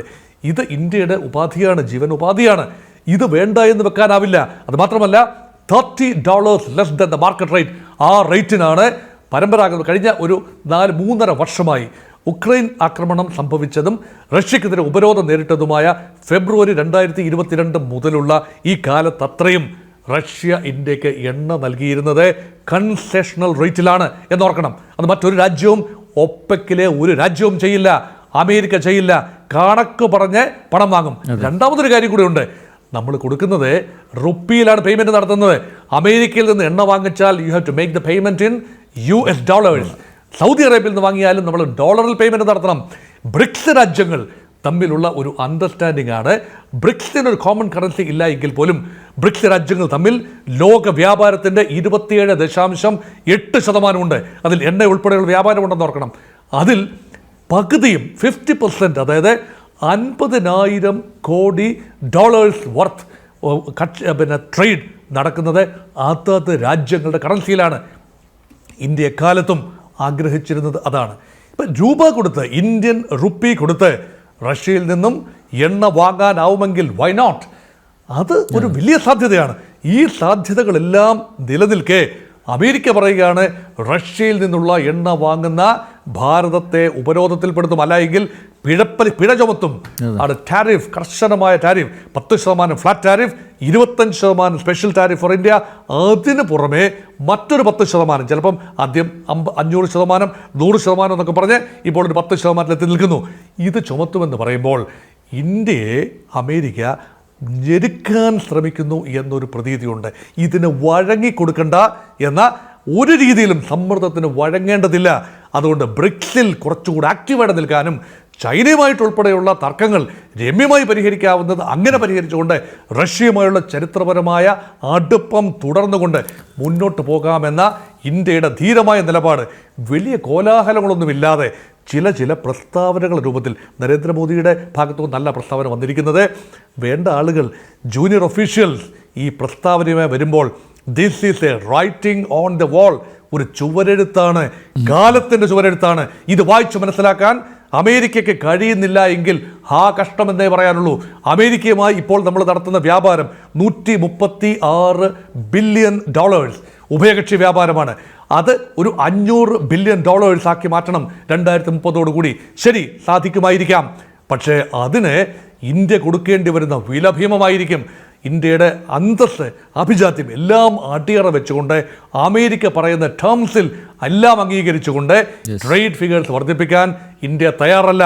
ഇത് മുഴുവൻ നിന്ന് പോയാലും, ഇന്ത്യ അമേരിക്കൻ ട്രേഡ് പൂർണ്ണമായി നഷ്ടപ്പെട്ടു പോയാലും ഇന്ത്യൻ ഇക്കോണമിക്ക് ഉണ്ടാകാവുന്ന സ്വാഭാവിക നഷ്ടം, പ്രൊജക്റ്റഡ് ഫിഗേഴ്സ് എന്ന് പറയുന്നത് 0.2% മാത്രമാണ്. ഇന്ത്യൻ GDP-യിൽ ഉണ്ടാകാത്ത കുറവ് അത്രമാത്രമാണ്. അതുകൊണ്ട് അത്ര അനിവാര്യമായ ഒരു കാര്യമൊന്നുമല്ല ശ്രീ അനിൽ. അമേരിക്കയുമായുള്ള കച്ചവടം നല്ലതാണ്. എക്സ്പോർട്ട് ഓറിയൻറ്റഡ് ഒരു ഇക്കോണമി അല്ല ഭാരതത്തിന് ഇപ്പോഴും. ചൈന അങ്ങനെയല്ല. അപ്പം ചൈനയെ കണ്ടുകൊണ്ട് അതുപോലെയാണ് ഭാരതം എന്ന് ചിന്തിക്കുന്നിടത്താണ് തെറ്റ്. ചൈനീസ് ഇക്കോണമി ഗിയറപ്പ് ചെയ്ത കഴിഞ്ഞ ഒരു 1/4 നൂറ്റാണ്ടായിട്ടെങ്കിലും പൂർണ്ണമായി എക്സ്പോർട്ട് ഓറിയൻറ്റഡ് ആയിട്ടാണ് ഗിയറപ്പ് ചെയ്തിരുന്നത്. ഇന്ത്യ അങ്ങനെയല്ല. We have A vibrant domestic market. നല്ല അത്യുഗ്രൻ ഡൊമസ്റ്റിക് മാർക്കറ്റുണ്ട്. ലോകത്തെ ഏറ്റവും ശക്തമായ മിഡിൽ ക്ലാസ് ബേസ് ഉള്ള രാജ്യം കൂടിയാണ് ഇന്ത്യ. ശ്രീ അനിൽ, അവിടെ അമേരിക്കയുടെ വ്യാപാരം പൂർണ്ണമായി നഷ്ടപ്പെട്ടു പോയാലും 2 ഓപ്ഷൻസ് നമുക്കുണ്ട്. ഡൊമസ്റ്റിക് ഇക്കോണമി നല്ല ഊർജിതമായി നിലനിർത്തുക, മെയ്ക്ക് ഇൻ ഇന്ത്യ പ്രോജക്റ്റിൻ്റെ ഭാഗമായി റഷ്യയിൽ നിന്നുള്ള Su-57 ഉൾപ്പെടെയുള്ള വിമാനങ്ങൾ ഇന്ത്യയിൽ മാനുഫാക്ചർ ചെയ്യാവുന്ന തലത്തിലേക്ക് ഇന്ത്യ വളർന്നു കഴിഞ്ഞു. തദ്ദേശീയമായി ഇന്ത്യ വികസിപ്പിച്ചെടുക്കുന്ന ആയുധങ്ങൾ, അപ്പോൾ ആയുധങ്ങൾ പുറത്തുനിന്ന് പണം കൊടുത്ത് വാങ്ങാതെ തദ്ദേശീയമായി ഉൽപ്പാദിപ്പിക്കുകയും അതിനാവശ്യമുള്ള ടെക്നോളജി സുഹൃത്ത് രാജ്യങ്ങളായ റഷ്യ ഉൾപ്പെടെയുള്ള രാജ്യങ്ങളുമായി കൈമാറുകയും ചെയ്യുക എന്നത് ഇന്ത്യയുടെ നയത്തിൻ്റെ ഭാഗമായി വന്നിരിക്കുന്നു. അതുകൊണ്ടാണ് നരേന്ദ്രമോദി അമേരിക്കയിൽ പോയപ്പോൾ ഫെബ്രുവരി മാസം 2025 ഫെബ്രുവരിയിൽ അമേരിക്കയിൽ പോയപ്പോൾ പ്രസിഡന്റ് ട്രംപ് നന്നായി പ്രലോഭിപ്പിച്ചു. നിങ്ങൾ എന്തുകൊണ്ട് ഞങ്ങളുടെ F-35 സ്റ്റെൽത്ത് വിമാനങ്ങൾ വാങ്ങുന്നില്ല? ഞങ്ങൾ കേവലം $10 കോടി മാത്രമാണ് വില. മാത്രമെന്നല്ല, $10 crore per plane is an awful lot of money. ഇത്രയും തുക കൊടുത്ത് വാങ്ങിയാൽ പോലും സ്പെയർ പാർട്ടിന് വേണ്ടിയും സർവീസിങ്ങിന് വേണ്ടിയും വീണ്ടും അമേരിക്കയെ ആശ്രയിക്കേണ്ടി വരും. അതേസമയം സമാന്തരമായി ഒരു പ്രപ്പോസൽ ഉണ്ടായിരുന്നു 4 വിലയ്ക്ക് Su-57 അതേ ഫീച്ചേഴ്സുള്ള റഷ്യൻ നിർമ്മിത പ്രഹരശേഷിയുള്ള വിമാനമാണ് Su-57. ആ വിമാനം ഇന്ത്യയിൽ നിർമ്മിക്കാനുള്ള അനുമതി ഉൾപ്പെടെ അതിൻ്റെ ആദ്യ കണ്ടിഞ്ചന്റ് റഷ്യയിൽ നിന്ന് വരും. പിന്നീടുള്ളത് ഭാരതത്തിൽ നിർമ്മിക്കാനും പൂർണ്ണമായ സാങ്കേതിക വിദ്യ കൈമാറ്റത്തിനും റഷ്യ തയ്യാറാകുമ്പോൾ ആരാണ് നമ്മുടെ ചങ്ങാതി എന്ന് തിരിച്ചറിയാൻ ഭാരതം വൈകിയിട്ടില്ല. അത് തിരിച്ചറിയുന്നു. അവിടെയാണ് വിഷയം. അതുകൊണ്ട് അന്ധമായ അമേരിക്കൻ പ്രേമമോ അമേരിക്കൻ സ്നേഹമോ അമേരിക്കൻ പ്രസിഡന്റിനെ കണ്ട് ഭാരതം കണ്ണ് മഞ്ഞളിച്ച് പോവുകയോ ഒന്നും ചെയ്തിട്ടില്ല. ഭാരതം അതിൻ്റെ അന്തസ്സ് കാത്തു സൂക്ഷിച്ചുകൊണ്ട് പരമ്പരാഗതമായ റഷ്യയുമായിട്ടുള്ള അടുപ്പം, അത് കോൺഗ്രസ് ഗവൺമെൻറ് കാലത്ത് തുടങ്ങിയ അടുപ്പമാണ്. പക്ഷേ കോൺഗ്രസ് ഗവൺമെൻറ്റിൻ്റേതെന്നോ BJP ഗവൺമെൻറ്റിൻ്റേതോ എന്നല്ല വിദേശ നയം. ഭാരതത്തിൻ്റെ ദേശീയ താല്പര്യങ്ങൾ ആര് സംരക്ഷിക്കുമോ അതാണ് വിദേശ നയം. ഇന്ത്യയുടെ വിദേശ നയമാണ് അത്. അടൽ ബിഹാരി വാജ്പേയിയുടെയോ നരേന്ദ്രമോദിയുടെയോ ഇന്ദിരാഗാന്ധിയുടെയോ നെഹ്റുവിൻ്റെ അല്ല നയം. ഭാരതത്തിൻ്റെ ആവശ്യങ്ങളുടെ പ്രതിഫലനമാണ്. ഡൊമസ്റ്റിക് റിക്വയർമെൻറ്റിൻ്റെ റിഫ്ലക്ഷനാണ് വിദേശ നയമെന്ന് ഓർക്കണം. അങ്ങനെ നോക്കുമ്പോൾ റഷ്യയുമായുള്ള ചങ്ങാത്തം ഇടയ്ക്ക് മന്ദീഭവിച്ചു എന്ന് പറയാനാവില്ല, എങ്കിലും ബാലൻസ് ചെയ്തു പോവുകയായിരുന്നു. അമേരിക്ക എന്ന പുതിയ ചങ്ങാതിയും റഷ്യ എന്ന പഴയ ചങ്ങാതിയും ഒരേപോലെ മുന്നോട്ട് കൊണ്ടുപോയപ്പോൾ അത് അമേരിക്കയ്ക്ക് സ്വീകാര്യമല്ല. എങ്കിൽ പുതിയ ചങ്ങാതി വേണ്ട, പഴയ ചങ്ങാതി, ടൈം ടെസ്റ്റഡ് ചങ്ങാതി മതിയാകും. ആ ഒരു തീരുമാനത്തിലേക്ക് മെല്ലെ ഇന്ത്യ അടുക്കുകയാണ്, ശബ്ദ കോലാഹലങ്ങളില്ലാതെ. അതാണ് ഇന്നത്തെ അവസ്ഥ. അതുകൊണ്ട് അവിടെ പാകിസ്ഥാൻ കടന്നു വരുന്നു. റഷ്യ ഒരു കാലത്തും പാകിസ്ഥാനുമായി വലിയ ചങ്ങാത്തത്തിലായിരുന്നില്ല എന്ന് ഓർക്കണം. അവിടെ അമേരിക്കയും പാകിസ്ഥാനും തമ്മിലുള്ള ചങ്ങാത്തം മറ്റൊരു തലത്തിലേക്ക് വീണ്ടും ഉയരുമ്പോൾ ഇപ്പോൾ ഈ ഓപ്പറേഷൻ സിന്ദൂർ സംബന്ധിച്ച കാര്യത്തിൽ പാകിസ്ഥാനെ വ്യക്തമായി അമേരിക്കയും പാകിസ്ഥാനും തമ്മിൽ നിരന്തരം സംസാരമുണ്ടായിരുന്നു. അതിൻ്റെ ബേസിസിലാണ് അമേരിക്ക തന്നെ ഉപദേശിച്ചത്, പാകിസ്ഥാനോട് പറഞ്ഞത് നിങ്ങൾ അധികം മുന്നോട്ട് പോയാൽ രക്ഷപ്പെടില്ല, പെട്ടെന്ന് DGMO തലത്തിൽ സംഭാഷണം നടത്തൂ എന്നൊക്കെ പറഞ്ഞതിൻ്റെ അടിസ്ഥാനത്തിലായിരിക്കണം അവിടുന്ന് പാകിസ്ഥാൻ DGMO ഇന്ത്യൻ DGMO വിളിക്കുന്നതും സംഗതി പറഞ്ഞ് സെറ്റപ്പാക്കുന്നതും. ഇതെല്ലാം പബ്ലിക് സ്പേസിൽ നിൽക്കെ ട്രംപിൻ്റെ ഭാഗത്ത് നിരന്തരം 29 പ്രാവശ്യമാണ് ശ്രീ അനിൽ ഡൊണാൾഡ് ട്രംപ് പ്രസ്താവന നടത്തുന്നത്. അത് ഞാൻ ട്രേഡ് കാര്യം പറഞ്ഞ് 2 രാജ്യങ്ങളെയും വരട്ടിയത് കൊണ്ടാണ്. ഇത് എന്ത് വർത്തമാനമാണ് ഇത്? നിരന്തരം ഇന്ത്യയുടെ ഭാഗത്തു നിന്ന് ഒഫീഷ്യലി ഡിനയലുണ്ടായി. പാർലമെന്റിൽ ശ്രീ നരേന്ദ്രമോദി ട്രംപിന്റെ പേരെടുത്ത് പറഞ്ഞില്ല എന്ന് പറഞ്ഞുകൊണ്ടാണ് പ്രതിപക്ഷങ്ങൾ വിമർശിക്കുന്നത്. അതിൽ കാര്യമില്ല, വ്യക്തമായി പറഞ്ഞു. ഈ ഒരു ഭൂമുഖത്തിൽ അണ്ടകടാഹത്തിൽ ഒരു നേതാവും പറഞ്ഞിട്ടല്ല, ഭാരതം അതിന്റെ ലക്ഷ്യങ്ങൾ കൈവരിച്ചു. അത് അങ്ങനെ തന്നെ കരുതാനാണ് പിന്നെ ശ്രീ അനിൽ എനിക്കിഷ്ടം. കാരണം ഒരു പരിധിയിൽ ഈഗോയിസ്റ്റിക്കാണ് ട്രംപിന്റെ നിലപാടുകൾ, പലപ്പോഴും ഈഗോയിസ്റ്റിക്കാണ്. അതുകൊണ്ട് നരേന്ദ്രമോദി ആ നാഴിയിൽ ഇറങ്ങില്ല.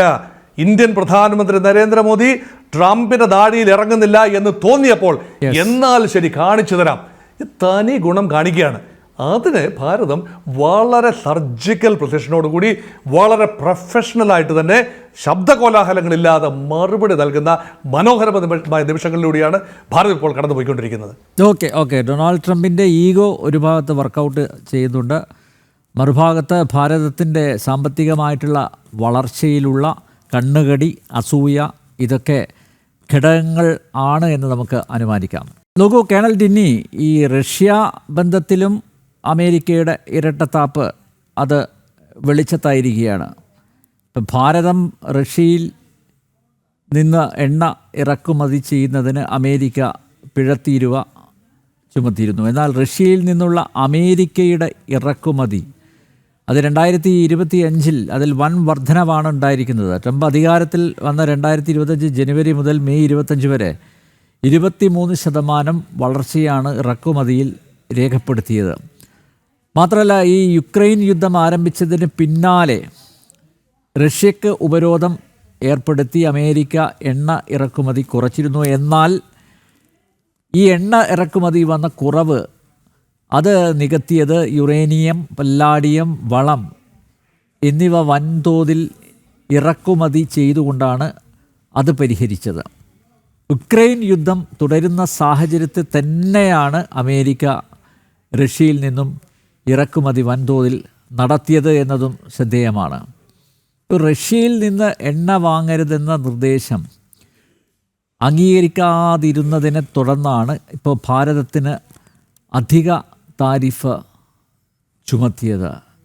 പുറമെ റഷ്യയിൽ നിന്നും ക്രൂഡ് ഓയിൽ വാങ്ങുന്നതിനെതിരെ പ്രത്യേക പിഴയും ചുമത്തിയിരിക്കുന്നു.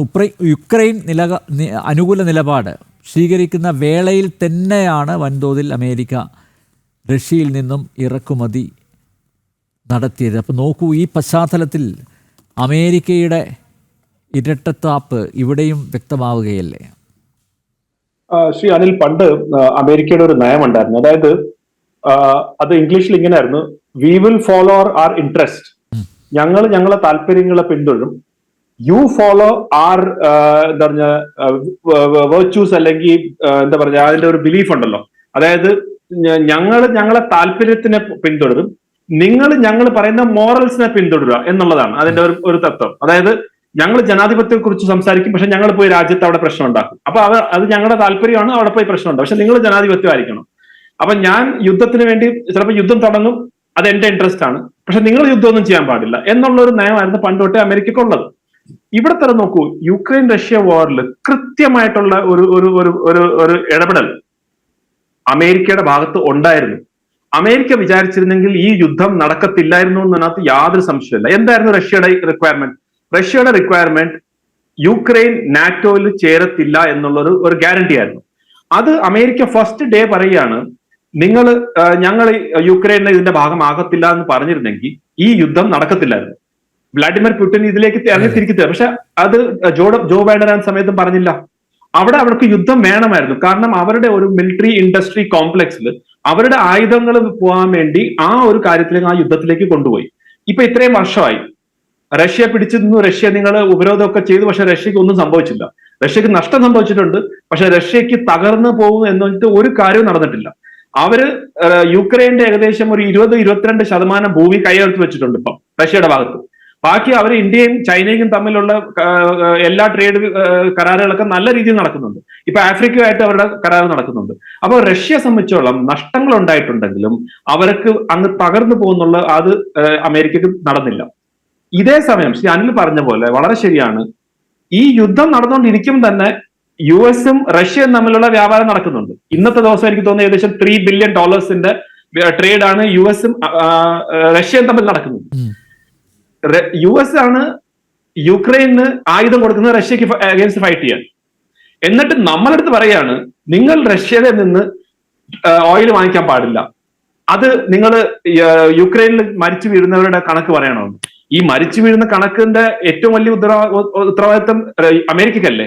അവരല്ലേ യുക്രൈന് ആയുധം കൊടുക്കുന്നത്?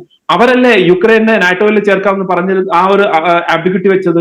അവരല്ലേ റഷ്യയും ആയിട്ടുള്ള കരാർ നടത്തുന്നത്? എന്നിട്ട് നമ്മളെടുത്ത് പറയുക. അപ്പൊ ഞാൻ ഫസ്റ്റ് പറഞ്ഞ പോലെ ഞങ്ങളെ താല്പര്യം നോക്കും, നിങ്ങൾ ഞങ്ങളെ മോറൽ വാല്യൂസ് ഫോളോ ചെയ്തോണം. അതായത് ഞങ്ങൾ പറയുന്ന പോലെ നിങ്ങൾ കേട്ടോണം. അതെന്തായാലും നടക്കത്തില്ല. അപ്പം അത് അന്ന് റഷ്യയുടെ ഈ യുദ്ധം തുടങ്ങിയ സമയത്ത് നമ്മളോട് അവർ സഹകരിച്ചു. US, നിങ്ങൾ ഓയിൽ വാങ്ങിച്ചോ, കാരണം അത് അവിടെ ഓയിൽ ബാലൻസ് ചെയ്യണം, ഓയിൽ പ്രൈസ് ബാലൻസ് ചെയ്യണമായിരുന്നു. അന്ന് അവരൊന്നും പറഞ്ഞില്ല. അപ്പൊ ഇപ്പം പറയാണ് പെട്ടെന്ന് ട്രംപിന്, പാകിസ്ഥാനിലെ ഓയിൽ വരുന്നു പോന്നു, നിങ്ങൾ റഷ്യ എന്ന് വാങ്ങിക്കാൻ പാടില്ല. അതൊക്കെ പണ്ടൊക്കെ ആയിരുന്നെങ്കിൽ നമ്മൾ കേൾക്കുക. ഞാൻ പറഞ്ഞ പണ്ട് നമ്മൾ അത്രയ്ക്ക് കേൾക്കത്തില്ലായിരുന്നു. നമ്മൾ ആത്മാഭിമാനമുള്ള ഭാരതീയരെന്നാണ്. അതിപ്പം ആ രീതിയിൽ ഞാൻ പറയാം. ഞാൻ ഒരു ഉദാഹരണം പറയാം. ഷ്യാനിൽ, ISRO ഇതേ US നമുക്ക് ക്രയോജനിക് എഞ്ചിൻ തരാതെ നടന്നിരുന്നു. നമ്മുടെ ഡോക്ടർ അബ്ദുൽ കലാം ഒക്കെ റോക്കറ്റ്സിന് ഒക്കെ പോയ സമയത്ത് അതിന് തന്നേയില്ല. അപ്പൊ അവരൊന്നും ശരി, നിങ്ങൾ തരണ്ട, ഞങ്ങൾ തന്നെത്താൻ ഉണ്ടാക്കാന്ന് പറഞ്ഞ് ഇന്ന് ഈ നമ്മൾ സ്പേസിനെ കുറിച്ച് സ്പേസ് ടെക്നോളജി ഇത്രയും മുൻപന്തി വന്നിട്ടുണ്ടെങ്കിൽ അതിനൊരു താങ്ക്സ് അമേരിക്കക്ക് പറയണം. കാരണം അമേരിക്ക അന്ന് ടെക്നോളജി തന്നിരുന്നെങ്കിൽ നമ്മൾ ഇപ്പോഴും ഇവിടെ തന്നെ നിന്നാനെ നമ്മൾ മുന്നോട്ട് പോകത്തില്ലെന്ന്. അതുപോലെ തന്നെയാണ് ഞാൻ ഇപ്പോഴത്തെ കാര്യം കാണുന്നത്. ഇത് ഈ ഒരു ക്രൈസിസിന്റെ ഒരു ഓപ്പർച്യൂണിറ്റി ആയിട്ടാണ് ഞാൻ കാണുന്നത്, ഒരു അവസരമായിട്ടാണ് ഞാൻ കാണുന്നത്. കാരണം നമ്മൾ എപ്പോഴും അങ്ങനെ തന്നെയാണ് നമ്മൾ ഭാരതീയർ പ്രൂവ് ചെയ്തിട്ടുള്ളത്. അപ്പം അമേരിക്ക എന്ത് വേണമെങ്കിലും പറഞ്ഞു. ഞാൻ ആക്ച്വലി അമേരിക്ക എന്ന് പറയുന്നതിനെക്കാട്ടി എനിക്ക് ട്രംപ് എന്ത് വേണമെന്ന് പറയുന്നത് കുറച്ച് ബെറ്റർ. കാരണം അമേരിക്കയിൽ ഇപ്പോഴും ഈ കാര്യങ്ങളൊക്കെ കുറച്ച് ബാലൻസ്ഡ് ആയിട്ട് കാണുന്ന ആളുകളുണ്ട്. അവരുടെ തന്നെ ഒഫീഷ്യൽസ് അദ്ദേഹം പറയുന്നത് എന്താണ് അല്ലെങ്കിൽ ചെയ്യുന്നത് എന്താണെന്നൊക്കെ കുറച്ച് ജസ്റ്റിഫൈ ചെയ്യാൻ വളരെ പാടുപെടുന്ന ഒരു അവസ്ഥയാണ്. അതുകൊണ്ട് അമേരിക്ക എന്നുള്ള വേർഡ് ഞാൻ യൂസ് ചെയ്യുന്നതിന് പകരം it is better Donald Trump പറയുന്നത് എന്താണെന്ന്. അപ്പൊ അതാണ് ഞാൻ ഫസ്റ്റ് പറഞ്ഞ ഷാനിൽ, ഇതിനെല്ലാം മാറ്റം വരും. കാരണം ചൈനയുമായിട്ട് ഇതേ രീതിയിൽ തന്നെ ആയിരുന്നു എത്രയോ 300%, 200% ടാക്സ് ഒക്കെ എന്ന് പറഞ്ഞിട്ട് അവസാനം ഇപ്പൊ താഴെ വന്നിട്ടുണ്ട്. അപ്പൊ അതേപോലെ തന്നെ ഭാരതമായിട്ട് അത് താഴെ വരും. ശ്രീ ഡോക്ടർ മോഹൻ വർഗീസ് പറഞ്ഞത് ഞാൻ അതിനു മുൻപ് പറഞ്ഞ കാര്യം സെയിം തന്നെയാണ്. ഇത് ഡൊണാൾഡ് ട്രംപിന്റെ ഒരു ഈഗോ ഹേർട്ട് ആയിട്ടുണ്ട്. അദ്ദേഹത്തിന് ക്രെഡിറ്റിന്റെ ആവശ്യം ഉണ്ടായിരുന്നു. അദ്ദേഹം നോബൽ പീസ് പ്രൈസിന് വേണ്ടിയുള്ള ഒരു ശ്രമം നടത്തിക്കൊണ്ടിരിക്കുകയാണ്. അപ്പം ഞാൻ പല കാര്യങ്ങളും ചെയ്യുന്നു, എനിക്ക് ആരും ക്രെഡിറ്റ് തരുന്നില്ല എന്ന് അദ്ദേഹം പലവട്ടം പറഞ്ഞിട്ടുണ്ട്. 29 പ്രാവശ്യമാണ് അദ്ദേഹം ഇന്ത്യ പാകിസ്ഥാൻ യുദ്ധത്തിന് വേണ്ടി പറഞ്ഞിട്ടുണ്ടെങ്കിൽ അതിനെക്കാട്ടി 100 ടൈംസ് എങ്കിലും അദ്ദേഹം പറഞ്ഞിട്ടുണ്ട് ഞാൻ നോക്കൂ എല്ലാ സ്ഥലത്തും സമാധാനത്തിന് വേണ്ടി ചെയ്യുന്നു, പക്ഷെ എനിക്ക് ആരും ക്രെഡിറ്റ് തരാനില്ല എന്നുള്ളത്. അവിടെ ഭാരതം ആക്ച്വലി പറഞ്ഞാൽ അദ്ദേഹത്തിന് ഒരു കാര്യത്തിൽ ഒരു ഔൺസ് ഓഫ് ക്രെഡിറ്റ് പോലും കൊടുത്തില്ല. അതാണ് അദ്ദേഹത്തിന് പറ്റിയ ഏറ്റവും വലിയൊരു ദേഷ്യം. അതായത് എനിക്ക് എന്തെങ്കിലും ഒരു ക്രെഡിറ്റ് നിങ്ങളൊന്ന് പറഞ്ഞു തരൂ എന്നുള്ള രീതിയിലേക്ക് അദ്ദേഹം അത് ആശിച്ചു, പക്ഷെ അത് ചെയ്തില്ല. അതിന്റെ കുഴപ്പം അദ്ദേഹത്തിന്റെ കയ്യിലായിരുന്നു. ആക്ച്വലി ഈ യുദ്ധം ഓപ്പറേഷൻ സിന്ദൂറിന്റെ സമയത്ത് 2 DGMO സംസാരിച്ച് കഴിഞ്ഞ ഉടനെ അദ്ദേഹമാണ് ആദ്യം ട്വീറ്റ് ചെയ്യുന്നത്, ഞാൻ രണ്ടുപേരെടുത്തും പറഞ്ഞു എന്ന്. നമ്മൾ എവിടെയാണ് നമ്മുടെ അടുത്ത് പറഞ്ഞത്? നമ്മള് പാകിസ്ഥാനെ സ്ട്രൈക്ക് ചെയ്തിട്ട് നമ്മൾ തന്നെ അവരുടെ DGMO വിളിച്ചു പറഞ്ഞു, നോക്കൂ ഞങ്ങൾക്ക് യുദ്ധത്തിൽ താല്പര്യമില്ല, ഞങ്ങൾ നിങ്ങളെ ടെററിസ്റ്റ് ക്യാമ്പ് സ്ട്രൈക്ക് ചെയ്തിട്ടുണ്ട്, ഞങ്ങൾക്ക് യുദ്ധത്തിൽ താല്പര്യമില്ലെന്ന് നമ്മൾ തന്നെയാണ് അങ്ങോട്ട് പറഞ്ഞത്. അപ്പൊ പിന്നെ നമുക്ക് എന്താണ് യുദ്ധത്തിന് ആവശ്യം? അപ്പൊ ഇത് കഴിഞ്ഞ ഉടനെ ഒരു ട്വീറ്റ് ഇട്ട് ഞാൻ വലിയ കാര്യം എന്തോ ചെയ്തു. അവിടെയാണ് ആക്ച്വലി ആ പ്രശ്നം പറ്റിയത്. അദ്ദേഹം പറഞ്ഞ് അടങ്ങിയിരുന്നെങ്കിൽ ചിലപ്പോൾ നമുക്ക് ഒരു എന്താ പറയുക ഒരു നയതന്ത്രപരമായിട്ടുള്ള കാര്യം പറയാമായിരുന്നു. അതായത് പാകിസ്ഥാനെ പറഞ്ഞ് മനസ്സിലാക്കിയത് അമേരിക്കയാണെന്ന് നമുക്ക് അത് കറക്റ്റ് ആയിരിക്കും. ചിലപ്പോൾ പറഞ്ഞ് മനസ്സിലാക്കിയൊന്നുമല്ല, പാകിസ്ഥാൻ നന്നായിട്ട് അറിയായിരുന്നു. വരണ്ട് ഓടിയതിന് ഒരു എന്താ പറഞ്ഞ ഒരു ഹെൽപ്പ് എന്നുള്ള രീതിയിലായിരിക്കും അമേരിക്ക ചെയ്തത്. ഞാൻ പറഞ്ഞ് ഇനി നിങ്ങൾ കൂടുതൽ ആളാവണ്ട എന്നുള്ള രീതിയിൽ തന്നെ ആയിരിക്കും പറഞ്ഞത്. പക്ഷെ അവിടെ അഗെയിൻ നോക്കൂ, ഡോക്ടർ മോഹൻ വർഗീസ് മറ്റുള്ള എല്ലാവർക്കും അറിയാം, പണ്ടൊക്കെ ഡിപ്ലോമസി എന്ന് പറഞ്ഞാൽ ഒരു അടച്ച മുറിയിലിട്ടായിരുന്നു നമ്മളൊക്കെ ചെയ്യുന്നത്. ഇപ്പൊ ഡൊണാൾഡ് ട്രംപ് ഡിപ്ലോമസി ചെയ്യുന്ന ട്വിറ്ററിലാണ്, അദ്ദേഹത്തിന്റെ സ്വന്തം പ്ലാറ്റ്ഫോമിലാണ്. അത് എന്ത് രീതിയിലുള്ള ഒരു ഡിപ്ലോമസിയാണ്? അപ്പം ഒരു നേതാവും മറ്റു നേതാവും തമ്മിലുള്ള സംസാരത്തിന്റെ ഒക്കെ ഉള്ള രീതിയിലേക്ക് മാറി അദ്ദേഹം എന്തും എവിടെയും എങ്ങനെയെങ്കിലും ട്വിറ്ററിലേക്ക് വന്ന് ചെയ്താൽ അത് രാജ്യങ്ങൾ തമ്മിലുള്ള പ്രശ്നത്തിന് വലിയൊരു പ്രോബ്ലമാണ്. അതുകൊണ്ടാണ് ഞാൻ ഇതിനെ ഒരു വൺ ടൈം ഫിനോമിന എന്ന് പറയുന്നത്. അത് ഡൊണാൾഡ് ട്രംപിന്റെ ഒരു പ്രത്യേകത ഫിനോമിന മാത്രമാണ്. US-India റിലേഷൻസ് വളരെ സ്ട്രോങ് ആണ്. അത് ഞാൻ ഫസ്റ്റ് പറഞ്ഞ പോലെ അത് US-ന്റെ ഔദാര്യം കൊണ്ടല്ല, ഇന്ത്യയുടെ അർഹതപ്പെട്ട സ്ഥാനം അവർക്ക് നന്നായിട്ട് അറിയാം. ഇന്ത്യയുടെ ഈ ലോക ക്രമത്തിൽ ഇന്ത്യ എക്കോണമിക്കലി 4ാമത്തെ സ്ഥാനമാണ്, 3ാമത്തിലേക്ക് പൊയ്ക്കൊണ്ടിരിക്കുന്നു. മിലിറ്ററി നമ്മൾ 4th ആണ്. അങ്ങനെ നമ്മുടെ ജോഗ്രഫിക്കൽ ലൊക്കേഷൻ അവർക്ക് ആവശ്യമാണ്, നമ്മളെ മാർക്കറ്റ് അവർക്ക് ആവശ്യമാണ്. അപ്പൊ അങ്ങനെ നിൽക്കുമ്പോൾ ഗ്ലോബൽ സൗത്തിൽ നമ്മളെ ആവശ്യമുണ്ട്. അങ്ങനെ പല കാര്യങ്ങളിലും ഭാരതത്തിനെ ഒഴിച്ചു കൂടാൻ പറ്റാത്തൊരു അവസ്ഥയിൽ നിൽക്കുകയാണ്. അതുകൊണ്ടാണ് അവർക്ക് നമ്മളെ ആവശ്യം. ആ ആവശ്യത്തിന് അതുപോലെ ഇന്ത്യയും നമ്മുടെ താല്പര്യം നോക്കുന്നു. പണ്ട് നമ്മൾ ഒരു റൊമാൻറ്റിക് ആയിട്ടുള്ള ഒരു മോറൽ ഒരു രീതിയിലേക്ക് നമ്മൾ കാണുമായിരുന്നു ഡിപ്ലോമസി. അതായത് ശരി ആരുടെ പക്ഷത്താന്നൊക്കെ പറഞ്ഞു. അത് നമ്മൾ നേരെ തിരിച്ചായിരുന്നു പണ്ട്. അത് ഞാൻ പറയണ ശ്രീ അനിൽ, നമ്മൾ മോറൽ വാല്യൂസ് നോക്കുമായിരുന്നു, രാജ്യ താല്പര്യം നോക്കത്തില്ലായിരുന്നു.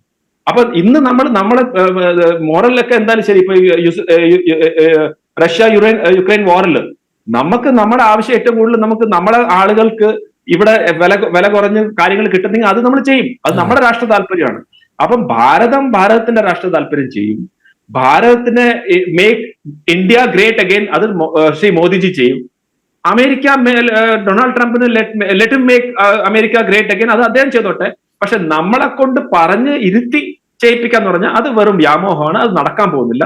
ഭാരതത്തിന്റെ നല്ല രീതിയിൽ ഞാൻ പറഞ്ഞില്ല, ഓൾറെഡി നമ്മൾ ഇപ്പൊ ഈ ഒരു 10 ദിവസം കൊണ്ട് തന്നെ ആ ക്രൈസിസിന്റെ പല രീതിയിലേക്ക് മാറ്റിയിട്ടുണ്ട്. അത് ഡൊണാൾഡ് ട്രംപ് നന്നായിട്ട് അറിയാം. ഇപ്പൊ ഇവിടെ ഒരു ഡിജിറ്റൽ ടാക്സ് എന്ന് പറഞ്ഞ സാധനമുണ്ട്. അത് ശ്രീ അനിൽ അറിയണം. അത് ഈ അമേരിക്കൻ കമ്പനീസിന്റെ ധാരാളം അഡ്വർടൈസ്മെന്റ്സ് വരുന്നത് ഈ ഓൺലൈൻ പ്ലാറ്റ്ഫോംസിലൊക്കെ ആമസോണിലും മറ്റ് ഇങ്ങനത്തെയൊക്കെ ചാനൽസ് വരുന്നത്, ഈ മെറ്റയിലൊക്കെ വരുന്നത്, അതിന്റെ എല്ലാ പൈസയും പോകുന്നത് അമേരിക്കയിലാണ്. നമ്മളൊരു ചെറിയ ഡിജിറ്റൽ ടാക്സ് ഇട്ട് കഴിഞ്ഞാൽ തന്നെ അവിടുത്തെ കമ്പനികൾ അവരെ ഒരു പ്രശ്നം ഉണ്ടാക്കാൻ തുടങ്ങും. അപ്പൊ അങ്ങനെ ധാരാളം നമ്മുടെ കയ്യിലും സ്ക്രൂസ് ഉണ്ട്. ഏത് രീതിയിൽ നമുക്ക് ടൈറ്റ് ചെയ്യാൻ പറ്റും എന്നൊക്കെ ഉള്ള കാര്യം. അതുകൊണ്ട് എനിക്ക് തോന്നുന്നില്ല ഇത് നീണ്ടു പോകുന്നു. ഒരു പരിഹാരം കാണും എന്നാണ് ഞാൻ വിചാരിക്കുന്നത്. ഇത് ഡൊണാൾഡ് ട്രംപിന്റെ ഒരു ടെമ്പററി ഒരു ഫേസ് ഓഫ് അദ്ദേഹത്തിന്റെ ഒരു ഈ മാസം തന്നെ അമേരിക്കയിൽ നിന്നൊരു സംഘം വരുന്നുണ്ടല്ലോ അല്ലെ? അതെ, ഈ മാസം തന്നെ വരുന്നുണ്ട്. അതെ, നമ്മൾ ആക്ച്വലി പറഞ്ഞ ഒരു വളരെ ഒരു ഹിസ്റ്റോറിക്കൽ ആയിട്ടുള്ള ഒരു ചരിത്രപരമായിട്ടുള്ള ഒരു ട്രേഡ് അഗ്രിമെന്റ് ഒരു വക്കത്ത് നിന്ന സമയത്താണ് ഇദ്ദേഹം ഇങ്ങനത്തെ ഒരു സ്റ്റേറ്റ്മെന്റുമായിട്ട് വന്നത്. അപ്പൊ രണ്ട് തരത്തിലുള്ള ഒഫീഷ്യൽസും കൊമേഴ്സ് മിനിസ്റ്റേഴ്സും അവരെല്ലാം നല്ല രീതിയിലുള്ള ഇതിൽ പൊയ്ക്കൊണ്ടിരിക്കുകയാണ്. ഇതിന്റെ പ്രശ്നം എന്താണെന്നറിയോ ഷാനിൽ? അമേരിക്കക്ക് ഈ നമ്മുടെ കൃഷി ആ പ്രോഡക്ട്സിന് ഉള്ളിൽ കൺട്രോൾ വേണം. അതാണ് ആക്ച്വലി പ്രോബ്ലം. അതാണ് അവിടുത്തെ മെയിൻ പ്രോബ്ലം.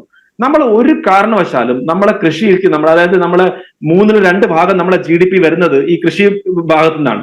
അത് നമ്മൾ ഒരു കാരണവശാലും നമ്മൾ വിട്ടുകൊടുക്കാൻ പോകുന്നില്ല. ഏത് ഗവൺമെന്റ് ആയാലും ശരി അത് ചെയ്യാൻ പോകുന്നില്ല. നരേന്ദ്രമോദി സർക്കാർ ആണെങ്കിൽ ഒട്ടും ചെയ്യാൻ പോകുന്നില്ല.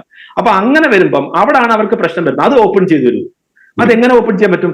ഇത് നമ്മൾ കർഷകരുടെ പ്രോഡക്ട്സിന് ഓപ്പൺ ചെയ്ത് കഴിഞ്ഞാൽ നമ്മുടെ ഇക്കോണമി ആര് കൺട്രോൾ ചെയ്യും? അമേരിക്ക കൺട്രോൾ ചെയ്യൂ.